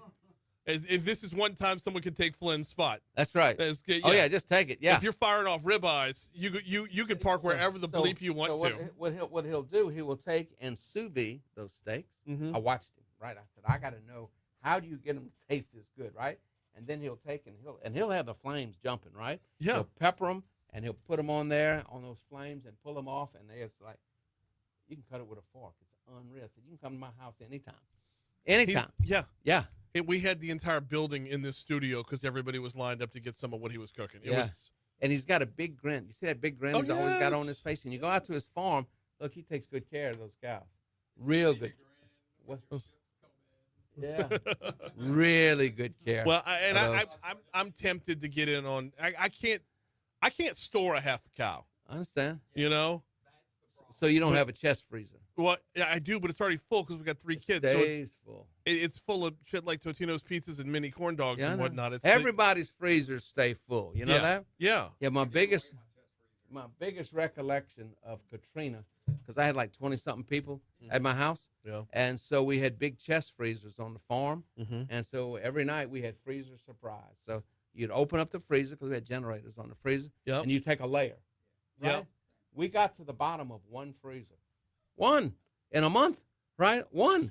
And we were working on the other ones. But every once in a while, you really need to go in. And so in my home, I like a stand-up freezer. Because that chest freezer, you never eat to the bottom. That's right. Right? Yeah, and it's full. And so it's full. When Katrina hit, I think it was Katrina. It might have been a different storm. But a buddy of mine had just killed a pig and gave me half of it. And I hadn't had it butchered yet. So it was in the freezer. Yeah. And because it had to be to get from him to me, right? That's they right. had to freeze it that's first, right. and you would like to butcher it. But anyway, I hadn't found anybody in town who would butcher it yet. Who would cut it up? Yeah, this was like. Yeah. It was, I guess it's around 2005, so like the trichinosis scare with killing a pig was still out there, so Just I a lost, wild pig or domestic? Yeah, wild pig. Wild pig. Okay. And I had I lost the half pig. I had to carry it out to the garbage, like I'm a mafia hitman hauling out a body in a garbage bag. Lost half a pig. Wow. Yeah. Should have called me. I'd have told you how to cut it up. I didn't have a generator. So. Oh no. Yeah. Really? Yeah. All right. And what are we talking about? I'll tell you where we're going. Right, we're staying on task today. Is what we're doing. Oh goodness! The Smitty stuff was not on the rundown, but it's newsworthy, so I wanted to hit that. Newsworthy. We got to add Commissioner Dr. Mike Strain in with us for 4 more minutes, and I want to dedicate that time to the Louisiana Cattlemen's Festival and Parade if we could. Great friends of ours here on Talk 107.3 FM. Of course, the Foodie Friday, all grilling season long, presented by the Louisiana Cattlemen's Association. BeefIt'sWhat'sForDinner.com is the website. Louisiana Cattlemen's Festival and Parade. Dr. Strain, tell me all about This it. goes on for days, right? And Well, it's there. cows move slowly. A parade's going to go slow. That's exactly right. Right. All right. We can't get in a hurry, And if you look at the cattle festival, it's October, like 3rd, 4th, and 5th, and the big parade is at 2:00 downtown Abbeville, and I am the grand marshal. And so, yes, indeed. So Did they put you on a cow to ride through like Mongo and Blazing Saddles? If they have a cow for me to ride, that's what I'll ride, right? Whatever they got for me to ride, I will do that. I've driven tractors before, I've been in Tractor sounds an fun. old car. Oh yeah, yes. But it's better be a very well trained cow if I'm gonna ride that cow, right? Can you train a cow? Absolutely. Really? Many parts of the world they don't have horses.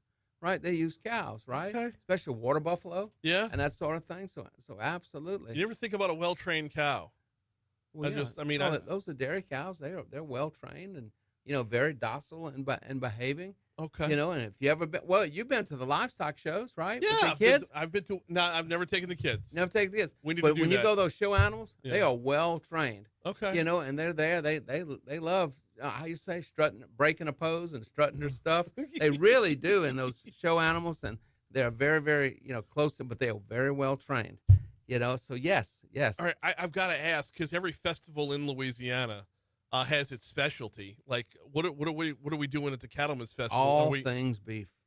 Everything from hamburgers to steaks, and you can just get everything there, and it's very, very, very, very, very Abbeville. good. Abbeville. October right. what? It's going to be like 3rd, 4th, and 5th, and of course, when you look at what's going on, the big parade is on the 4th. Okay. At 2:00 downtown Abbeville.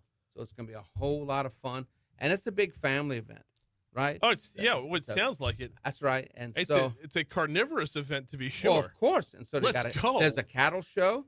There's I'm here a for large it. parade, live music and entertainment. There's pageants, street dancing, which we call it a fado do. Yeah. There's food, drinks, souvenirs, arts, crafts, and a rib eating contest. Let's go. Like big dinosaur ribs, like the big brontosaurus ribs. Well, yeah, the beef ribs, right? Yeah. Yeah, that sounds like me and you. Look, we've been to the crawfish festival for crawfish eating contest.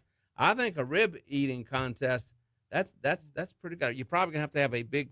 I'll need a towel for a bib. Just a regular bib won't work, right? When we get to eating those ribs, right? Oh my goodness, yeah. Look, I would imagine I'm not going to eat till I'm full. I'm going to eat till I'm tired.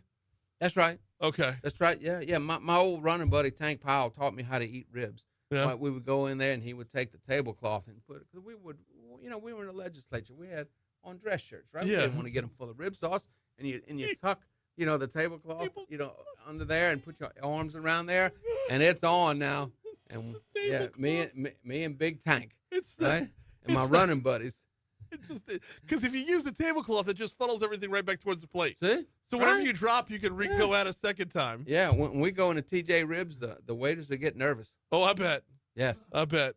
That's instead of writing your name upside down, they just say "Help me." Help! Yeah. The Tank is here, and Mike, his little buddy, Hey. right? His little buddy, yeah. And mine was his little buddy, right? We gotta get. He's that Commissioner Dr. Mike Stray. We always appreciate the time. Thank you so much. Moon Griffon is next. Best of luck topping that. Oh my word! His little buddy. His little buddy, and I was weighing in about 275, 285, right? Oh God. Yeah. The visual of the just you skip the napkin and just go straight to the tablecloth. Oh yeah, of course. That's remember we were professionals. Yeah. It's like when you had the backyard basketball goal and you put a board underneath it on an angle, so every rebound like you make the shot, the rebound's coming back to you anyway. Oh, so good. So one time, me and Tank were running late. We were running to the Capitol. It had been raining. It was wet. Yeah. I slipped. He slipped. Wait, we're still on Facebook. Tell the story. I slipped. He slipped. He fell on top of me, and the security guard came in, said the tank is down. Send help. The tank is down. I said, send help quick. The tank is on top of me. Oh, so good. There's a bunch of stuff we didn't get to this time. But we'll be loaded for bear next time. That's right. We're always ready. But thank you. Oh, no, thank you. you. And remember, Appreciate it. fresh, local, certified Louisiana. Certified Louisiana. That's always. right. Always the finest shrimp. And of course, it's time for your fall gardens. We did not get to that. No, we And didn't. I think that can top the list next time around. October will still be good. The dust is flying at Strain Farms right now. Oh, I bet. Well as late in the evenings. Oh, I bet. So yeah. So yep. So the first thing we did is that we took a big turning plow and turned the old garden under, and it cuts down to almost 12 inches. Then we just came back with a disc, and that was yesterday evening. Then we'll put the tiller on it and row it up. All right, y'all. We're going to scooch for today. We'll see you next time around.